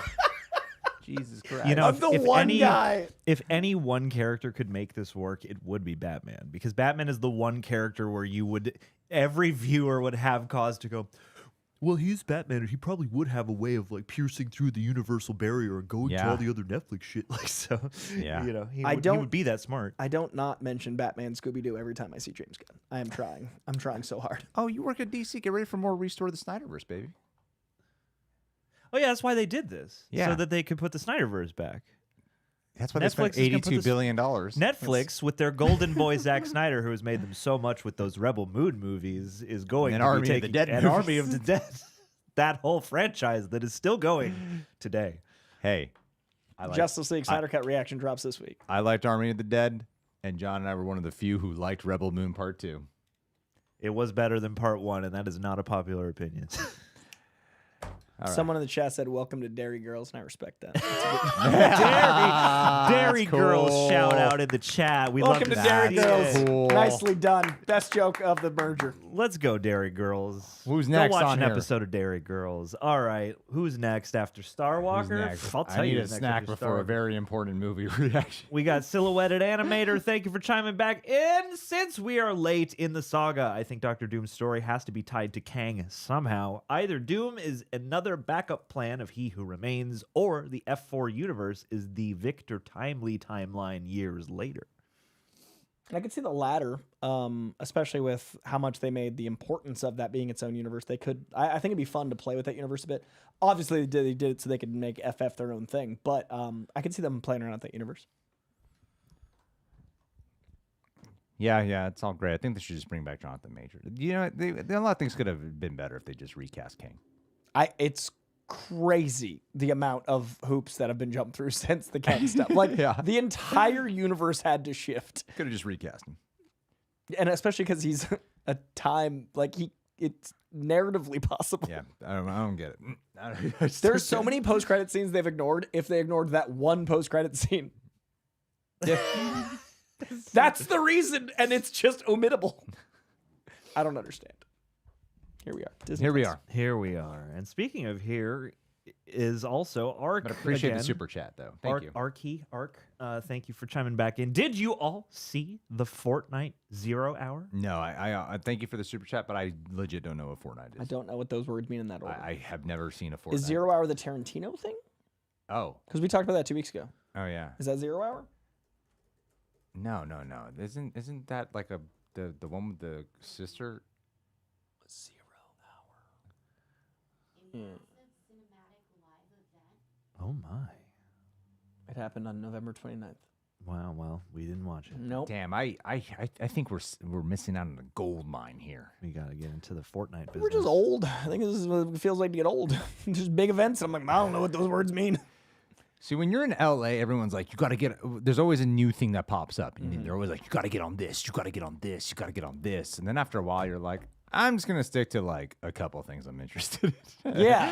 I can't. There's too much. I don't want, I'm not ambitious enough to. I'm not hip. I'm not with it. Keep getting on a new fucking platform and growing. Here's why people wanted this is because you've got The Simpsons, you got Godzilla and Kong, you've got the K-pop Demon Hunters, you got Marvel characters, you got Invincible, Squid Game, Scoob! Hey! Scooby Stew and Scooby Velma, Stew Beavis and his and friend Butthead, the Shaggy. Turtles, Back to the Future characters. We got so many IPs in here. We love the should've. brilliance of it. We should. No, we didn't. It is brilliant. I'm sorry we didn't watch it though. But thank you. You're not sorry at all. All right, moving along. Sorry, Ark. Ryan Platts, thank you for chiming in. They're going to combine all the streaming services and introduce Gen Z to a new streaming service called cable. Been waiting for it for years now.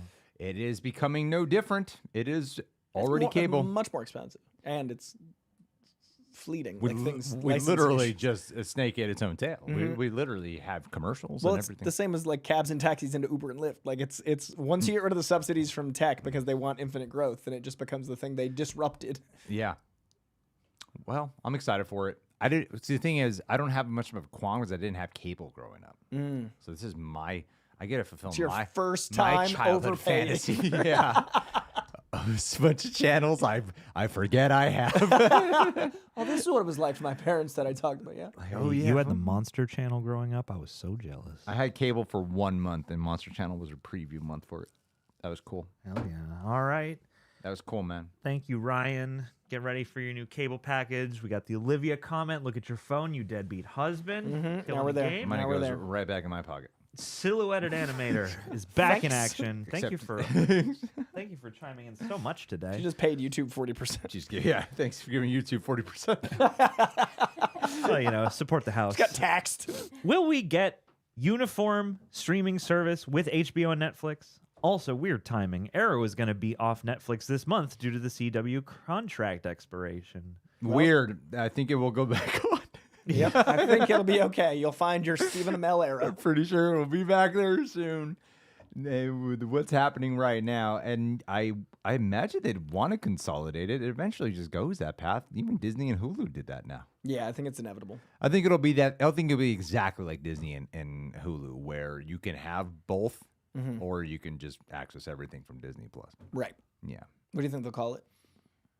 Netflix Netflix. Well, Max is gone. Oh, what? That was the HBO key again. intriguing part of that name. Yeah, not the HBO part. HBO What Flicks. would you call it? Netbo, I think they're going to drop the HBO. which is crazy. It's like one of the most prestigious in TV history. They but could still have but it they like, dropped it once for Max. or they could call it an HBO production. They could still be a Like production. 20th Century Studios does. Yeah. Like how there's that banner. Or like Sony Pictures Animation worked Right. Did So maybe K-pop Netflix and Demon then you get the Hunters. static. Yeah. It's going to be interesting. Oh yeah. Okay, let's move on. Thank you. Yeah. Thank you, Jesus. That sucks. right. Sorry about Arrow, man. I've seen all of Arrow on Netflix. I love that show. It's all good. It's coming Stephen back. Amell's a god. Kong of Beast. Thank you for chiming in. I truly hate monopoly companies, but hey, this is America and capitalism. There we go. Am I right? Any hoozle. Will you guys react to or deep dive the Andy Serkis Caesar ape movies? That'd be so dope. Be cool to actually do that in lead up to the next Planet of the Apes movies. I really appreciate that. I haven't seen those movies since I saw them the first time. Yeah, I've not seen the Matt Reeves ones since theaters, and I've never seen most of the Charlton Heston ones, like the 70s ones. Yeah, those, I remember loving Dawn of the Planet of the Apes. I thought that trilogy is one of the great trilogies, but I remember thinking it was dense enough that I don't remember enough to know if I still have that feeling. Have you seen the Planet of the Apes movies? Like the Charlton Heston ones. I saw the first one as a kid, and then I saw the Mark Wahlberg one. 'Cause I Oh. love Mark Wahlberg. Yeah, that one's great. The ones after's four of them. Gary Four Oldman, more. Paul Giamatti. No, Yeah. I've never seen the Escape From and all the other ones. Escape From is my second favorite. So yeah, I don't remember the first one except for the end, and then I remember that Tim Burton stole Kevin Smith's ending for the remake. Yeah. And then I loved the trilogy with Matt Reeves, but I haven't seen them since theaters. So there's like 12 of them. There's also a Planet of the Apes TV show, live action. Is he good? I've never seen it. Okay. It's kind of crazy how big that world is. And they're consistent. Like I think of the movies, I like love them when they come out. Like I always get excited, and then I just don't rewatch. I mean, the original franchise is not Guys as in ape consistent suits. as you think. Well, yeah, I haven't seen like the fifth one, but the new ones are all great. Yeah, the new ones are excellent. I don't think Kingdom was as good as the Matt Reeves movies, but maybe on par with Rise. Maybe. Not sure. Just Caesar's a really hard character I mean, to replace. Andy Serkis is such a genius. He is. I think, just why isn't James Cameron put him in one of those fucking movies? It's insane how you've got the guy and the guy that directs them, and nope. Like Yeah. I wonder if there's beef of like you stole my mocap prestige. Do they keep his eyes?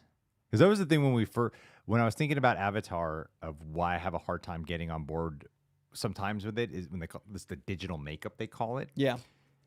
it dawned on me when I was watching Fire and Ash. I'm like, yeah, I know they're acting, they're really acting, but why does it still like not feel? There's no real? human soul window at the eyeballs. That they change their eyes. Yeah.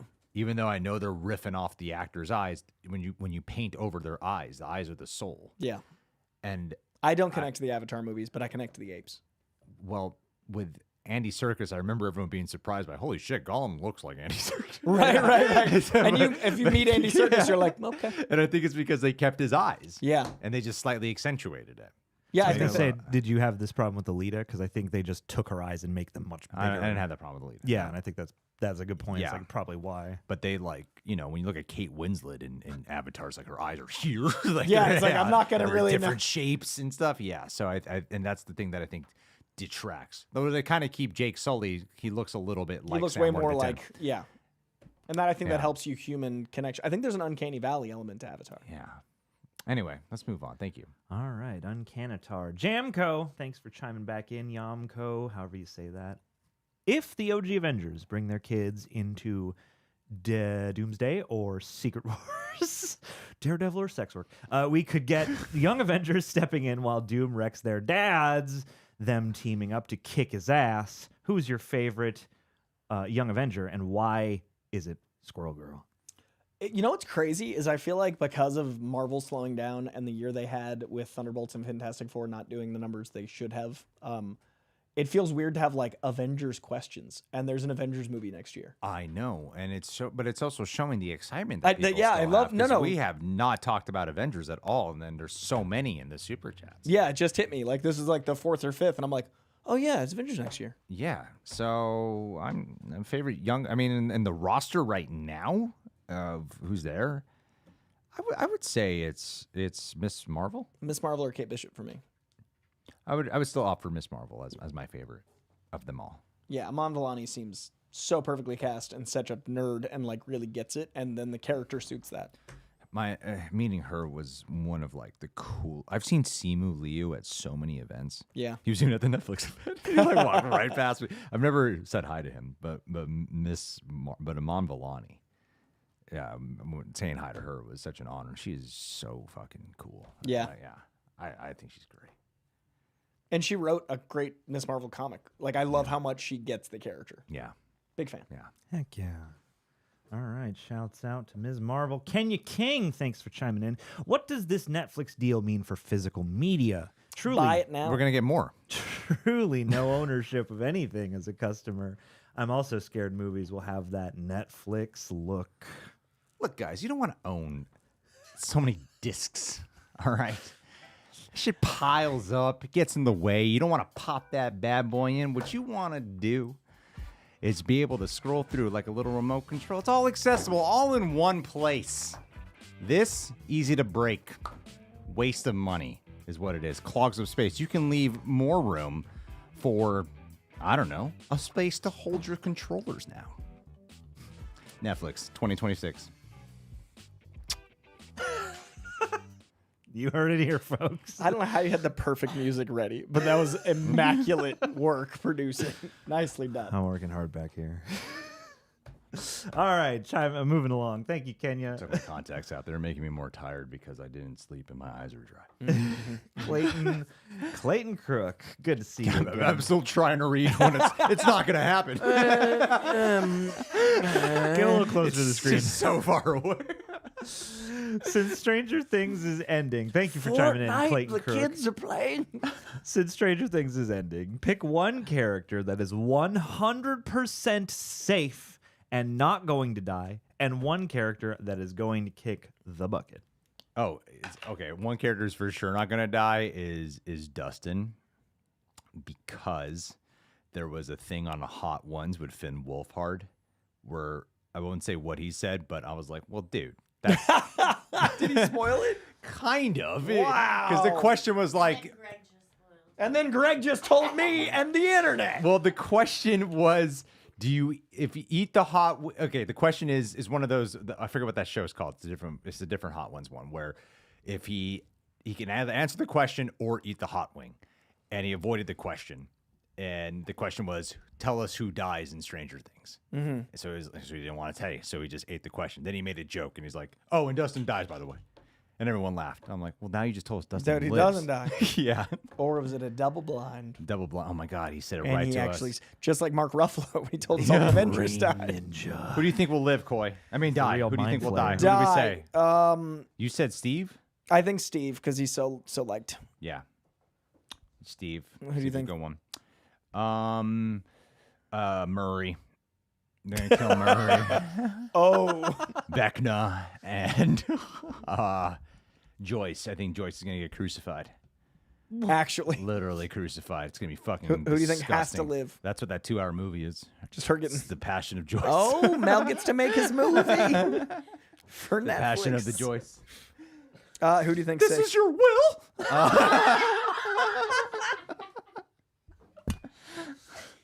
Even up there, she does that head thing. And the cross is wrapped in Christmas lights. They should hit the Christmas episode. The end of the Christmas episode. All right. That's my guess. We're moving along here. All right. Thank you, Clayton. I think Will's safe. Leave us your It would suck if they killed off.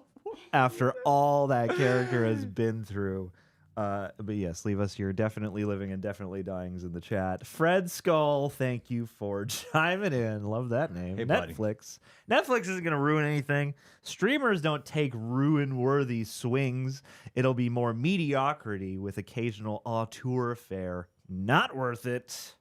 Yeah, but it's all gonna just get buried. That's the thing. Not like how fucking beloved was Frankenstein? And how quickly did we stop talking about Frankenstein? That's everything, though, now. I mean, it's so rare that a movie passes the 2-week mark. But what is one of the biggest contributors to that is streaming? But I'm saying, like, it's all one jettisoning path. Yeah. And there are certain things that speed it up and slow it down. Like, things like One Battle and After slow it down a little bit. Things like, these mergers speed it up. But it's all happening. Like, there is no pop culture conversation because you can always find every movie. There aren't, like, reruns on Saturday. Like, when we were kids, watching a movie on a Saturday that was replaying was a big deal, and we all did it. And then Monday at school, we all talked about it. Yeah. Now that we have access to everything and we own nothing, nothing is a pop culture moment because everything is trying to be. Yeah. Like, it's all over. That's why the day Stranger Things became what it was, everything changed. Yeah. Because we're like, what? We don't have to just play other movies. We can shows. play new. We can make new things. People are going to now. talk about it every day. Yeah. But then you binge it and it's over. Like, I'm not thinking about Stranger Things at all. And that was 2 weeks ago. Oh, I am. Really? I mean, I really like that show. It's kind of a huge show. It's a phenomenon. It's an event television Season show. ain't hitting for me. Cool. I told you that beforehand. I don't feel like it's as strong as. I mean, I've been very honest in my reviews. I don't feel like it's as strong as. I think it's closer to the. I think second to bottom. I think my least favorite character is now supposed to be the one I care the most about, and that's going to be a hell of a hat trick if they pull it off. Derek Turnbow.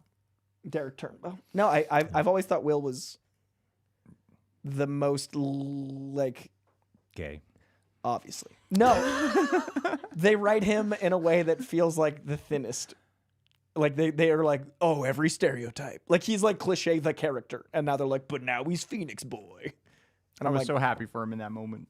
Gay Phoenix. Gay Phoenix. When that moment happened, I was like, am I done? Like I'm less excited for Christmas now.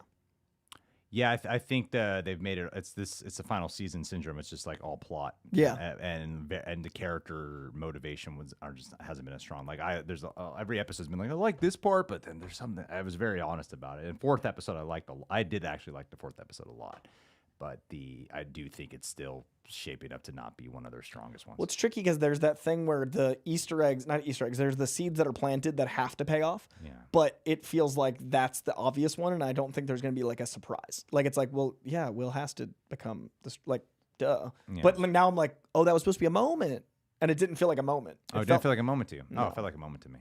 Okay. So that's what I'm worried about, like the next 2 blocks of episodes. Yeah. I don't know if I'm going to be able to invest, like, because it's like, okay. Yeah, that's fair. So I'm curious. I mean, I did a whole rewatch, right. So I'm like in it. Good. You know? Hell yeah. And I'm like noticing every reference because here's how I would sum up season 5. Stranger Things 1 through 4 was referencing other movies and shows. Mm-hmm. Stranger Things 5 is referencing Stranger Things. Yeah. And that's where the limitation is coming in. But it's fun for you to have the lore. But it's fun for me because I notice every detail and every line or like every mirror, you know, and I'm pretty good at catching it. Right. I mean, that's what we do. And it's like, oh, this is like the closest I'll get to being like an Eric Voss in a situation. I can see that. So I'm enjoying it for a lot for that. But do you feel like the conversation is as big? Like I feel like No, the conversation is very divisive right now. But also, rightfully like, so. it too. just it's yeah, that peak in the. But that's what I mean. Like if this was a weekly show, Yeah. like I don't feel like when you binge something it lasts. Yeah. Well, so people forget that like they kicked Vecna's ass a few times last season. Right. And Quite a he few. Just keeps coming back. But he's on Ozempic now. He's stronger. Yeah. I saw the greatest meme like effect because I'm on a line of like fitness effects that like the meme was of him in season 5. It says if Vecna can do it, you can too. He definitely looks like he's cutting. Like and when he showed up, I was like, "So, what's the regimen? How are your macros?" Yeah. I really love. Children's blood. And Yeah. I think the Great nutrients. the part that I really think they've been dropping is 11. That's the weakest part. to Yeah, me. and like her whole montage, I was like, she's our like big character Yeah, for everything. which she's like not really a character now. Yeah, and they did not hide the stunt woman versus. It's the only time I've been aware I'm watching Millie Bobby Brown act. Yeah, The only time. And it's the first time I don't feel like I'm watching 11. I they're feel also like I'm watching Millie regressing Bobby her Brown. at weird moments. Like Yeah. sometimes she'll talk like season 111. I'm like, what? You've had 3 years of growth. Yeah, season 3, you sounded like a kid. Yeah, like why Before are you were a kid. stilted? Like Yeah. what's happening? Yeah. So yeah, those little imperfections are definitely affecting my experience. I like it. I just want to love it. Yeah. I fluctuate. What's next? Just a quick shout out to Bucky Barnes, who is currently on a ladder hanging Christmas lights while moderating this podcast. No. You love to hear it. Respect. Stay Don't- safe out there. Thanks, Yeah, Bucky. this feels like a National Lampoon's Christmas moment. Be careful. He literally said, better not pull a Clark Griswold. All right, next up, thank you, Fred Skull. We got Dashun Cheney. What killed the dinosaurs? The Ice Age. Love it. Thank you. Got a little love for Arnold right there. All right. I'll use that opportunity to shout out High Top Films. He did a video essay about Batman and Robin, and he actually made a lot of great points about how back then they were like taking big swings with production design. And even though that movie's like campy and all this shit, the artistry, detail, and effort put in, you just don't really see that in comic book movies anymore. Like you were even pointing out when we were watching that. Yeah. Just like the way they crafted all this, the costumes and the sets and the Greek. If you style. see anything from Yeah. that movie, you know what it's from, and it Yeah. feels so like a world. And as cheesy as Batman and Robin is, you don't ever go like, that CGI is awful. Right. it's like they actually are like, oh, that's true. Like every single part of that movie is built by hand. Yeah. Even Arnold's suit, you know, and it is pretty Gotham nuts. is so crazy looking. I love how Gotham feels. Yeah. I feel like the gritty realism movement has kind of wrecked a certain facet of production design. And I think getting back to like comic-y stuff like Superman will bring that back in. And I think there's a cool opportunity to make a Batman that feels big and then a gritty one. Well, I was like, watching simultaneously. I was watching Wizard of Oz, and I haven't seen it since I was a child. And I was like blown away by how beautiful that film looks. Yeah. Because everything is built. And Technicolor and vibrant. And so it has to be built. And that's the thing is, even though you have movies like Superman that are going back to more colorful, I still think the missing ingredient is shit needs to be built again. Yeah, yeah. I think physical productions, like going on Yeah. a set, you act different and it looks different. Yeah, and I think that it helps deal with a lot of this lack of dynamic range in the way shit's lit now. Yeah, the weird very- depth of field we see. That the video that dude made is amazing, but I haven't watched all of it. The about how films don't look like films anymore, and I think the sets are a huge part of that. Well, it Yeah. assists everything, and people forget that, like, yeah, sometimes it's easier, more cost efficient to CG stuff up, but the movie magic is knowing that this was hard to do and Yeah. that Yeah. people had to build it, and that actors were at least simulated or given a simulated circumstance rather than. It's impressive when people imagine shit up in a volume, but like watching that Avatar documentary was sort of a fascinating eye opener because you're like, yeah, even if this is all CGI, it's like they made as much in camera as they could and then CG'd it. I feel like we do that. I don't see myself in 40 years from now watching Avatar being like, look how amazing this looks. Yeah. I think it's already I watch those movies and I'm like, there's so many scenes where I'm like, this doesn't look real. This looks fake. and And it's the cutting edge of now. Yeah, and there are times it's mind blowing, but there's other, but like Wizard of Oz and watching now, like, man, it still looks fucking great. T2 still looks fucking great. James Cameron, then I was like, oh my god, but it's got a built-in, it lives it. And the only times it looks a little off, some of the computer generated effects. And so, and Avatar's all that. I don't think in 40 years is gonna be like, wow, look how beautiful this looks. Yeah, you know, it's gonna be like Tron 1. It's gonna suck. It's gonna be a weird world. Fucking boring. Yeah. Ouch. Yeah. It's gonna be overrated. Tron catching strays. Yeah. Jared Leto's crying right now. Oh, Tron Ares is the best one. Obviously, especially the plot. Tron Ares. You man. heard it here. Jared Leto is so sexy. This is passion, man. This is passion. So sexy. If I was a 17-year-old. Oh, on that note, Sebastian Yuns, thanks for chiming back in. Oh, what? We can still watch his movies though, but we can't make a joke about it. I'm in trouble. Yeah, you're canceled. You're canceled now. Not him. No, he's not the him. problem. You acknowledging his problem is your Oh, problem. my bad. Yeah, come on. Off to the island. You're slandering me by depicting these things I said and did. All right, Sebastian Yuns, Coy, what would it take to get you on a lifeboat? And how's the scalp? Lifeboat? Like I'm confused. Is a lifeboat like a tech thing? I think or we like had a Titanic metaphor going earlier. Oh, thank you. I was like, is this a reference? The scalp's doing good. I'm in the ugly duckling phase, which is from like month 1.5 to like 4. Your native hairs are falling out some because all the transplanted hair falls out completely. So I have the thinnest hair I'll have right now until like 4 months from now. And then it'll grow back in, and then I'll have the new hair and the old hair. So yeah, scalp's good, but I'm in the thin era, and then it'll be back in the summer. But a lifeboat, I'd like to be in the lifeboat. I'd like to believe again. I think one day I'll be optimistic again. It's just not today. I think sitting like this is going to give us a my left foot problem. My fucking spine's just going to be messed up. Yeah, they're not. I mean, they look great, but they're not the comfiest chairs. Yeah. Alex, what are you doing? Sorry. Buy 10 new chairs. No I'll try chairs. them. No, they're, Next episode. they're worse. All right, on that note. I mean, they're more comfortable than the chairs we have in the offices. Don't worry, we'll get you Shaq chairs. We'll for the stand. next one. Geek 3 Factor. hours. It's okay. I think we better, yeah, actually. yeah, I think it'd be fun. Yeah. Just lean. I don't think audiences like that. No, it makes people feel Yeah. anxious. Remember when movie fights did that? People fucking hated Yeah, it. they're like, what the fuck is standing? But Yeah. I felt way better. But yeah, It's good I think energy you're too. more mobile and shit. Yeah, I think better. Yeah, me too. Stand I for- like standing, Stand but for 3 people hours. don't like it. Yeah, I also burns more calories, which I prefer. I also want a loose mic to walk around. Yeah, and same. Corey's That makes people gone. really- Just me yeah, on yeah. alone talking to a crowd. Like every panel, every Comic-Con, Greg just takes the mic and leaves. I've collected so much gear. Away he goes. All right, Geek Factor. Thank you for chiming in. Hello, 10 p.m. in Poland. Can you do an episode so it's a pain for the Americanos, but good for me? Just wanted to send some love. That'd be fun. Yeah, We should go live at 11 p.m. We'll figure out Yeah. what's noon in Poland, and then we'll go live then. 7 viewers I appreciate are ecstatic you. about I it. appreciate you being here. Though, Yeah, that this is late at dedication. night, We man. That's appreciate really that. kind of you. Thank you, though. I really do appreciate that. We're here to tuck you into bed. Coy's not great. Friday but night. I'm No. grateful. Randy Francois, thank you for chiming in. Hi! 2025 has been very tough for me, so thank you to all the real rejects for the laughs this year. I wish y'all lots of success and blessings. The community is great. Cheers to the off-camera staff, too.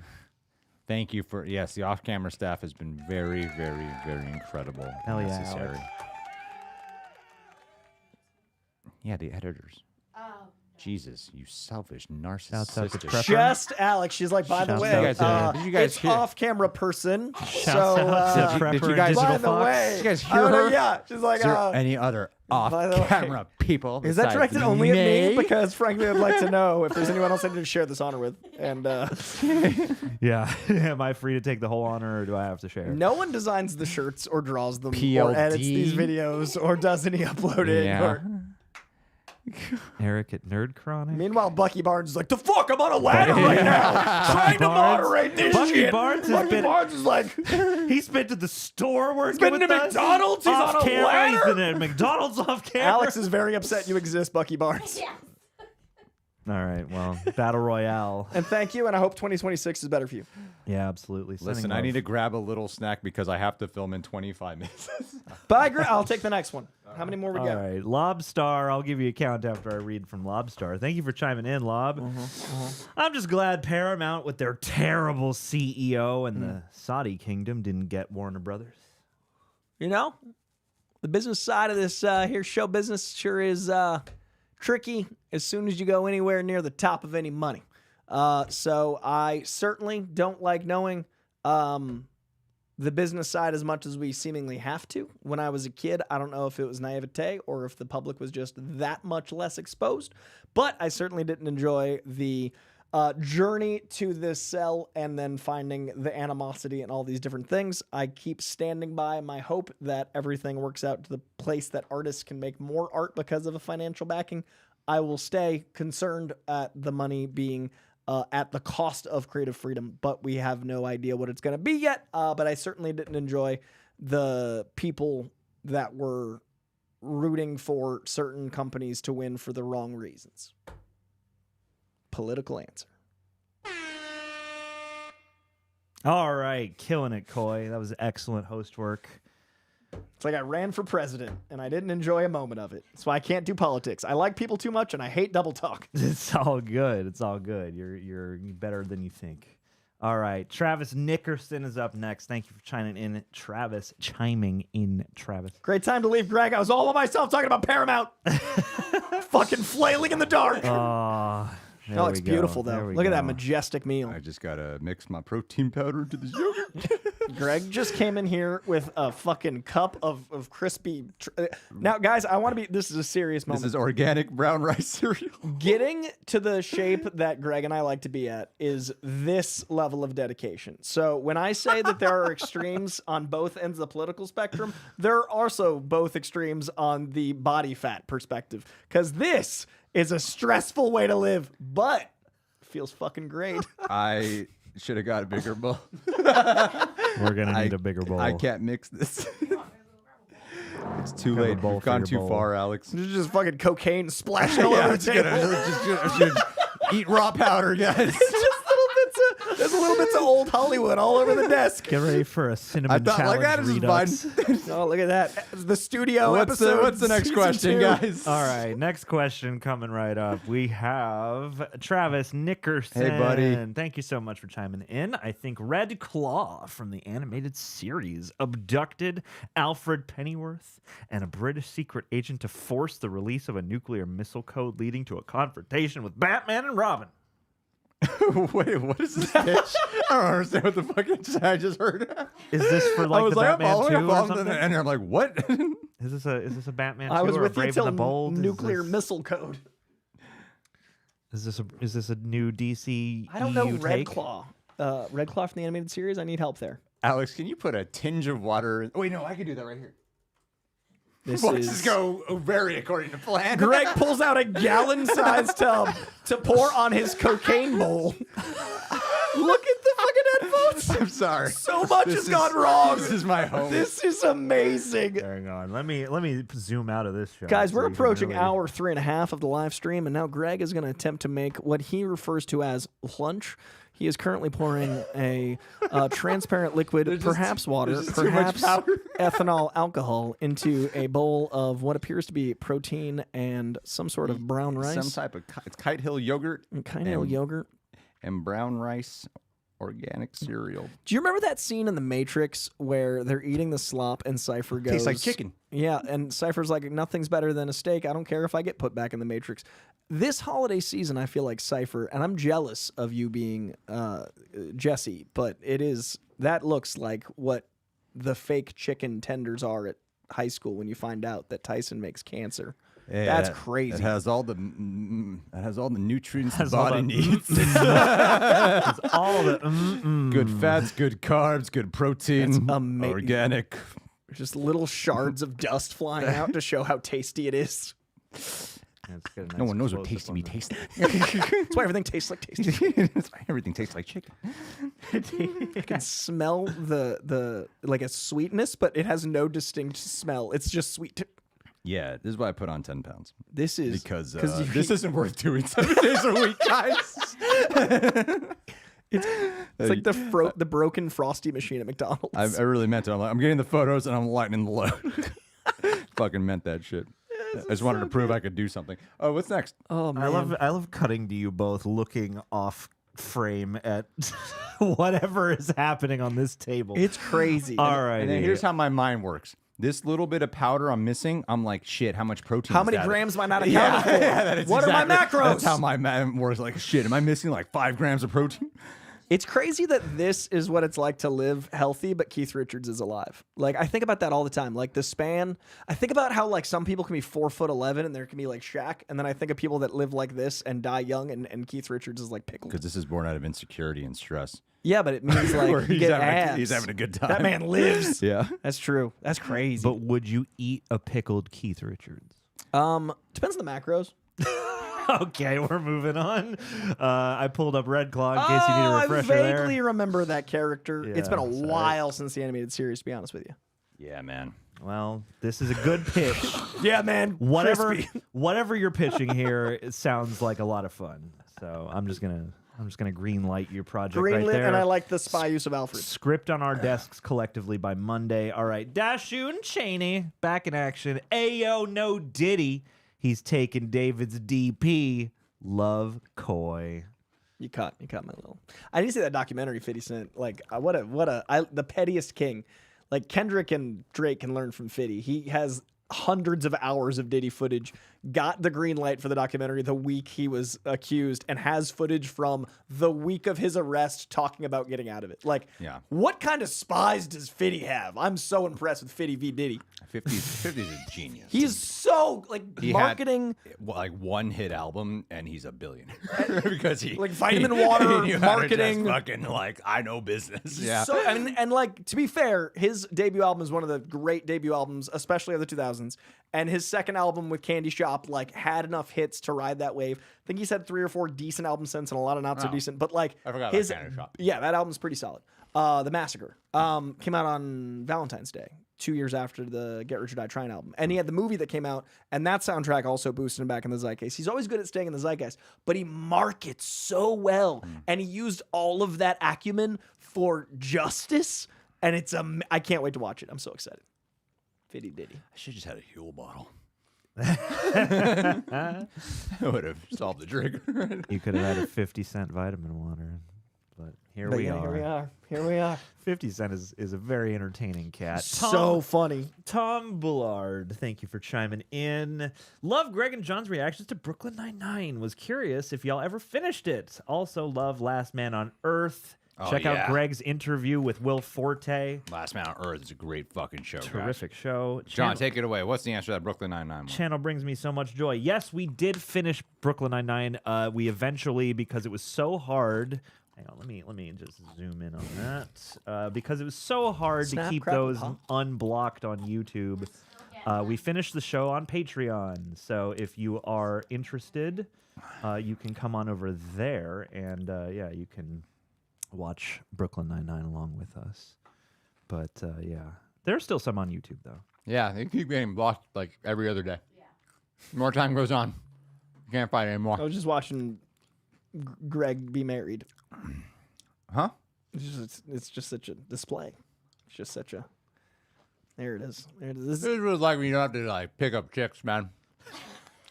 This is it. We don't need You to just worry spill about some protein powder on you at work on your desk.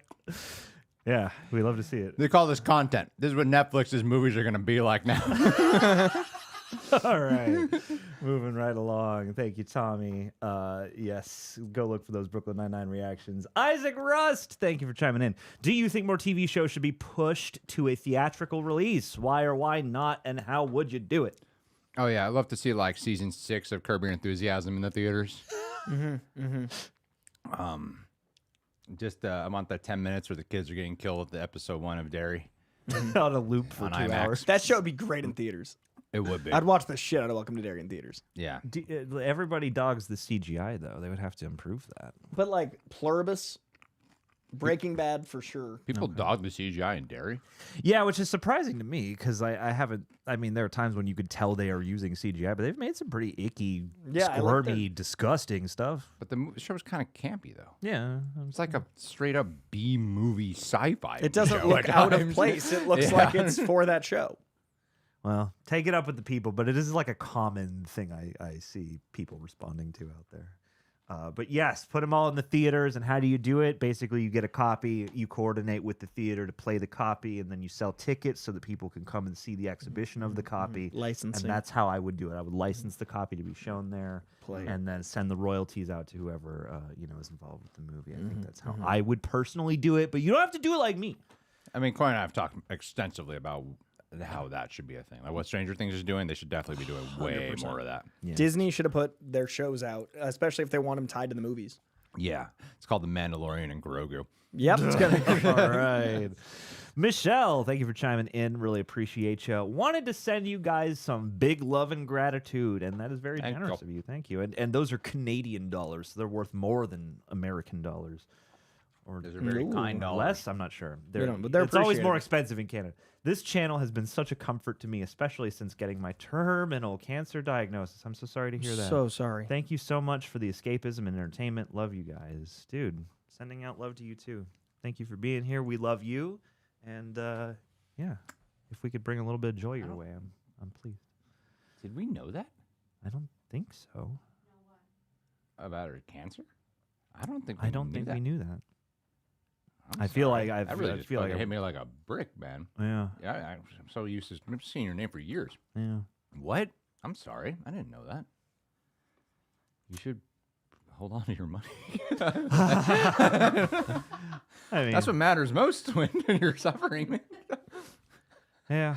I mean, Oh, the fact that sorry. you're still being as kind and Damn. generous to us, while you're certainly dealing with life is humbling. Appreciate it. She thanked us for escapism. You're welcome. Yes. I don't want to bring the thank you. That's I was incredible. gonna say, I'm so yeah, sorry. We're here. Yeah, we pull faces. Walter White made meth. Yeah, do that. What are you doing, Michelle? Come on. What's your hobby outside of watching us? Yeah. Yeah. How can you No, turn I'm that sorry. into business? You follow us on social media? I want to send you a message. But yeah, escapism. Netflix. I was like feeling our mood, and then I read that word again. I was like, we're failing, Michelle. Aw. Thank you for being here. Yeah, thank Damn, you so much. I didn't know that. Sending love. Everybody in the chat, send Michelle some love right Yeah, now. Thank you. Let her know Reject Nations. You didn't bring the mood down. You just made it real, Michelle. We appreciate you. Yeah. Thank you for No everything. one accused her of that. She Made our just hearts said it. swell. She just said, I'm sorry to bring the mood down. I'm not just having a moment of... Yeah. No one said that. She said that. I thought you were just like, yeah, it wasn't you, man. Like, I'm so sorry. What the... Did you guys hear her? You're really not Did you comfortable. guys hear the voice? You're not comfortable learning stuff like this, are you? She's telling me that we did it wrong. You all hear Michelle? Alex, the only one who works off camera, you're supposed to clean these. Yeah, we have one off-camera employee, which means janitor, which means plumber, which means Yeah. Oh, yeah. Greg Some Handler. good powder. All right, Alan Smithy. Hollywood lunch. Thank you, Michelle. Sending love to you. Alan Smithy back in the super chats. In Tarantino's defense, okay, here we go. In Tarantino's defense, he does give me an annual gift basket, which should be arriving later this month. All right, it's for my department, not just me, and it's from the new Bev, not Tarantino directly. Okay, I got to figure out who you are, Alan Smithy. Are you out here? Are you out here Andrew Gordon. in I know what he's doing. Hollywood? That name, I definitely know that name. Well, Do you not know what Alex You you do know that name. No, but like, It's like the art. It's the fake writer name. Oh. It's a pseudonym. name. I don't What's the want my what's name the on word? this movie name. Yeah, that's it. Yeah, the nom de plume. Definitely know Pseudonym. John Nom de Doe. plume. I've heard John that Doe, name I feel like before. Bob Smith. That guy's done John so Doe. much stuff. Like every time someone gets hurt, it's this John Doe guy. It's like Florida man. John Q. Teenager. I think I know him. He's got a 555 number. I see it all the time. What area are all those 555s in? All right. Thank you, Alan. And hey, I hope that it's a nice gift basket and that he gives you a foot rub. Matthew Taylor, and hey, shouts out because I was at the New Bev just recently. Matthew Taylor, thank you for chiming in. What's your thoughts on Nick Cage playing Ben Reilly in his new Spider-Man Noir show instead of Peter Parker? Licensing issues means Peter Parker can't be on TV for some reason, so he's got to be in movies, which is why they also have an issue with Kingpin apparently being in movies. There are different contractual licensing rights for Marvel characters. Who owns them depends on the platform. So I think it's a wonderful way to use the character of Spider-Man Noir as played by Nick Cage to transfer him from the Incredible Spider-Verse movies into TV. Let him play him in live action. You just call him Ben Reilly, which is a clone of Spider-Man. You let the story be a little bit more freeform too, because there are less licensing and contractual issues with Peter Parker than Ben Reilly, so you can actually play more. So I think it's a great idea. And it sounds like a Noir name. I love it. Are you going to watch it in black and white or in color? You know they have two options. I'd like to think I'm fancy, but I'm probably going to watch it in color. I absolutely will watch it in color. Yeah, like I'd like to think of myself as more highbrow than I am, but I'm probably going to watch it in color. I kind of wish they were doing like a Sin City thing, where it's like some color at times. That'd be cool. I wish they were doing that. I might do a rewatch in black and white, but I definitely think color for like the All that lighting and effort yeah, they put into like, something. I mean, black and white lighting's hard, but I want to see like the richness of what they built. But if it's lit to be black and white, It won't look good. It in won't color. look good in so you're color. right. It'll Yeah. be lit for color, which means the black and white's gonna be fine.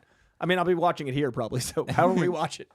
I mean, that is an interesting conundrum because so much stuff is post-converted. So, like, if you're shooting for black and white, it may make the color look weird, too. Right, like the ruby slippers are silver Yeah. in Wizard of Oz. like I remember, like, oh, we went to go watch Logan in black and white. I'm like, oh, cool. I was like, yeah, it's definitely better in color. Yeah. Well, they don't let people compose in black and white, and I think that's kind of a bummer. just a filter. Because they don't want, to commit to doing that. And I think you rob yourself of some gorgeous cinematography when you don't Yeah. compose that way.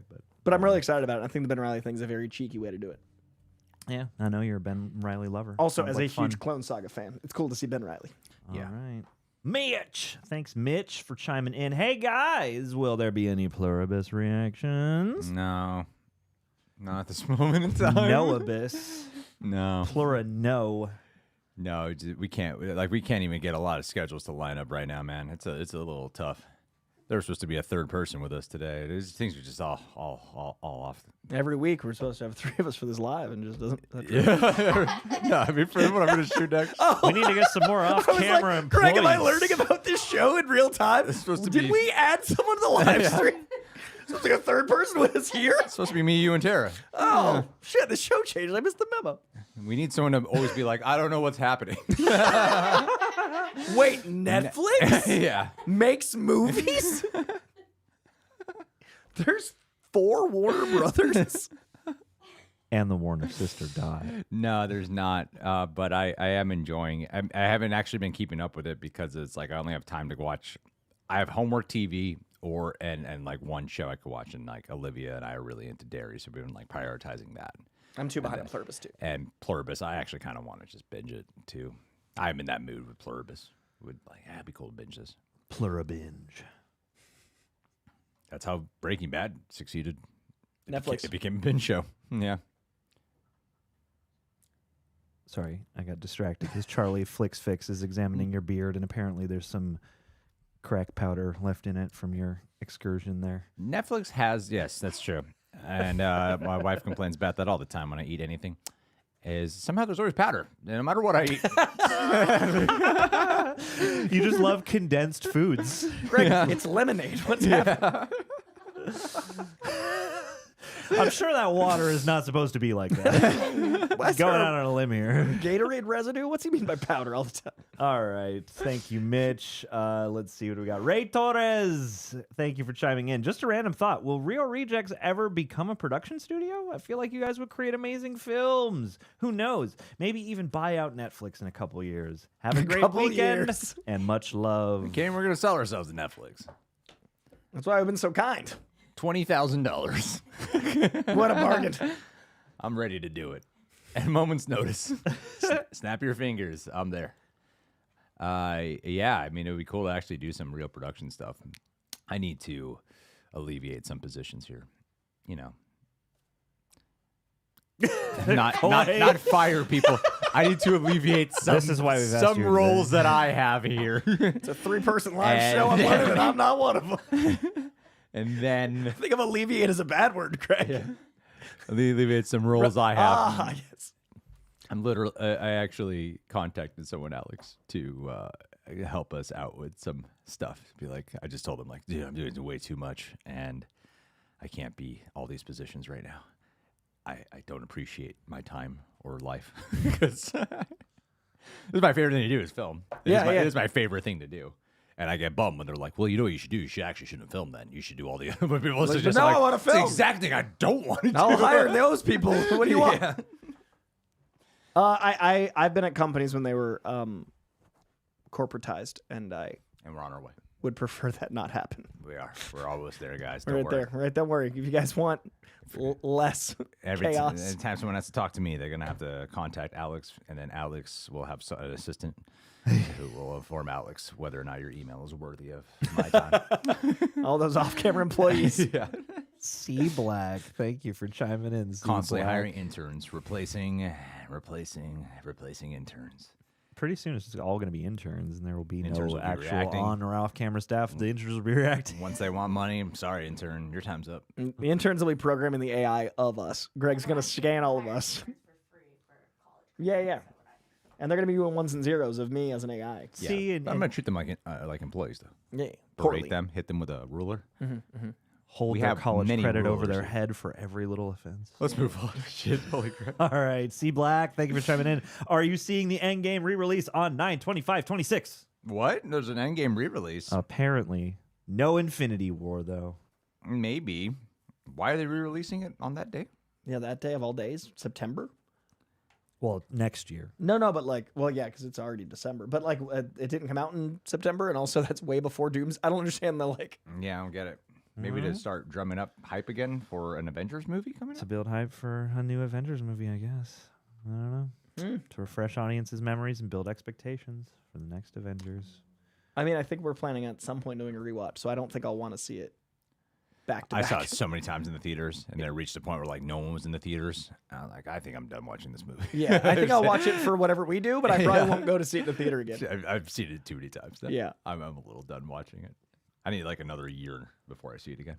Like maybe on September 25th. Yeah, 2026. All right, thank you. See, whoa, no. Oh, no! I lost the page. SEO. Quick, stall while I hit the back button. All right, we're good. Nick Stahl was not a good John Connor. No, unfortunately. If I was to rank my John Connors, A good yellow bastard, though. yes, definitely. Edward Furlong would be 1. Nick Stahl would be 2. Not a good John Connor. I actually like it in the exact order they come. And then John, Christian Bale. A lot of people have really grown to like Christian Bale's, and I'm still not a big I just fan. like Christian Bale. I'm not a big fan of his John Connor. It's just Batman. It's just I like Batman. It's the thing about Batman. I like Batman. And no mention for Jason Clarke. Jason Clarke we is try the to worst. forget that He's happened. the worst one. Yeah. Yeah, I mean, it was almost Edward. We almost didn't get Nick Stahl in the first place, but Edward Furlong lost the role. They brought him on, and they were like, "If you can stay sober, you can be John Connor." And he went out that night and OD'd, so they took him off the movie. Yeah. Man, that's hard. Yeah. I would do the same thing. You got that new money. Aaron, are you here? Who came over here? Someone was just peeking. Who's over in my here. house? Who's What's there? happening? It's Get a off my cheeky- yard. It's a cheeky Michael Tesler, most likely. All right, we got a couple more here. We're almost to the end. Popcorn Roulette. Thank you for chiming in. Have you seen channel. Good Fortune? No, I wanna. I think I'm just gonna watch it on my own. I would love to. Have you seen it? It's fun. It's I funny. really liked it. I saw it Actually by funny. myself in a theater. What and is that? No, I'm okay. Greg just ate Tyson chicken paste that he made himself. I just had powder. Yeah. I won. Thanks, man. Yeah, there it is. Flying it. What are the flavor options? Chocolate, strawberry, vanilla, delicious. Oh man. Are they chocolate, strawberry, vanilla, or is it a blend? No, not a Neapolitan. Oh, okay. Could I get it? Chocolate. Could I get a vanilla? I'm gonna just say screw this chicken Tyson diet. I'm gonna eat one. Look at that. That's how it starts, Coy. Oh, I know. This is. You were like you lost some weight. I'm like not for long. Thank you. Glad to help. Can you just put it in my mouth and then take it out before I chew it? Just let the taste Greg, caress that's my another buds. movie. Different route with There it. are some people in the chat that are gonna love that you said that for a soundbite, but just put that in my mouth and take it out before I chew it. Greg Byrne coming to theaters soon. All right. Thank you, Popcorn Roulette. Good Fortune is great. I really enjoyed it. I thought it should have done better. It's surprisingly like a three-hander. I was really impressed that 3 leads were able to balance the tone, and there's a really cool moral message that is from 3 perspectives, and all the actors that you know are in it are all amazing. It's solid. Keanu Reeves, the scene stealer. Dude, he has a chicken nugget subplot that is so funny. Like, he is obsessed with chicken nuggies, and it fills my heart with joy every time. Like, there's the innocence of Keanu getting to play where it makes sense. Yeah. Like, that wonder that he has, but, like, to an 11, it's great. All right. And I Seth will, I Rogen. will buy it. The Rogenaissance has been delightful. Even Fucking if love we Seth have to Rogen. take some other methods to get footage for you guys, I still buy the movies. I do. We make that an active point here. Yep. Every movie gets bought. All right. Even the ones we don't want to own. Oh, it's funny because Amazon often has like it's on discount today for $5. You own so many of the weirdest titles. You own Alvin and the Chipmunks Shipwrecked now. I own so many movies. I mean, even like the new releases after we are able to watch them our own way. I'm like, but we have a rule here to buy them. That's why no one gets raises. Buying $5 movies. They're all spent on buying new releases. There's a lot of Mel Gibson Walmart movies to buy. Physical media Yeah, habit. man. That are all available on Netflix. Greg's watching Flight Plan again, not paying us. That's a Jodie Foster movie. Melflix. What's the Mark Wahlberg bald movie? Something with a flight. Flight? That's Denzel. Flight Risk. Flight Risk. Flight Risk. That's right. There was a plan, there was a that's flight, right. there was a The risk. Prisoner's a flight risk. That's what it is. Yeah. All right. Matthew Munoz. It is shocking how bad. Really? It's like The trailer's awful. shockingly bad. Oh, Mel. It's okay. We got this lovely little giggly, bashful lemon person from Matthew Munoz. And I'm going to do one more round of refreshes, but I think we've scaled the mountain. I think we are at the summit, the peak. Oh, sweet. We've done it. Cupcake just made me summit. It's fun. we always have like the focused part. That by the time we get to the super chats, it's like, oh god, just, we have lost our minds. It's 3:30, Greg. Every fucking time. It is 3:30. We did this for We talked way too long about the Netflix merger. That is like a whole hour of this. Someone here has to go over. Hey, off screen. You're supposed to just be like, you've been gawking for 35 minutes. This is literally the Lord of the Rings extended cut. My we said we job wouldn't is do. to talk. Yeah, It's we my won't job. stop. We're not going to stop until someone says something. We own this. Hire a stopper. Yeah. Someone just Can we comes hire in. someone to stop us from talking? Just a little blow dart, like Yeah, we'll just have like a cattle prod off screen. Yeah. We'll occasionally. I like that. We've done it again. Guys, what's next? 3:30. It's. I think that we've scaled the mountain. No more Streamlabs? We've done. I mean, I refreshed it, but I think we got. What the hell, guys? Damani was the last one. No, now I'm mad. Because we. 5. Alex, throw in some Streamlabs. Yeah, and leave a like on the stream. Open it back Alex. up. We got another 3 hours. All right. say- So how many concurrent viewers are we at? 150? 7. All right, let's check. 100? 458. Let's check. How many? What? Oh, watching this bullshit. We're still here after 3.5 hours. That's fucking awesome. And we haven't made sense for at least an hour. I mean, the last hour you guys have just been eating. Yeah, like at this point, I don't know what we're doing. How do they know what we're doing? Thanks. It's 500 people. Fucking, that's cool. Pure insanity. Pure Charlie likes the way insanity. you eat a cupcake. I like the way you eat that cupcake, the Koi. That's where we're at, guys. We just get You guys more need to start Could you R-rated. get a little more cream Yeah, just all right. right here, Coy? The more cream in our mouths, the more powder in our beards, the more- less clothes. The more cream in your mouth. We're gonna Greg just say- wants you to put it in his mouth and take it back out. Michelle Cherie says this has been a joyful and zany 3.5 hours. Yeah. Everyone that's been here the whole time, I commend you. That is a journey we've all been on. Thank you. Thank Now I'm gonna you. go spend 5 hours with Kill Bill's foot fetish. Thanks, Wiggle that John, big for toe. holding us down and getting us live. Hey. Alex, you have been a great off-screen. And, you know, I'm asking, we're going to have Alex redo our backgrounds in the other sets. Because, you know, I think display backgrounds we're over that now. We need more. Cut to my display background at home, Yeah. judging me, Greg. Yeah. Then Coy's just What going it look like Coy's house. just going to have a pile of displays from us. Just in the background, just all stacked. Why does this set look like the Real Rejects but in a corner? But yours... Let's do a giveaway. Mine are Would like we- dynamic. that'd be fun to give away. But we have just like a flat wall. You have like a depth with it. which helps. Yeah. Ours is just flat. So I'm just like, this looks kind of like flat.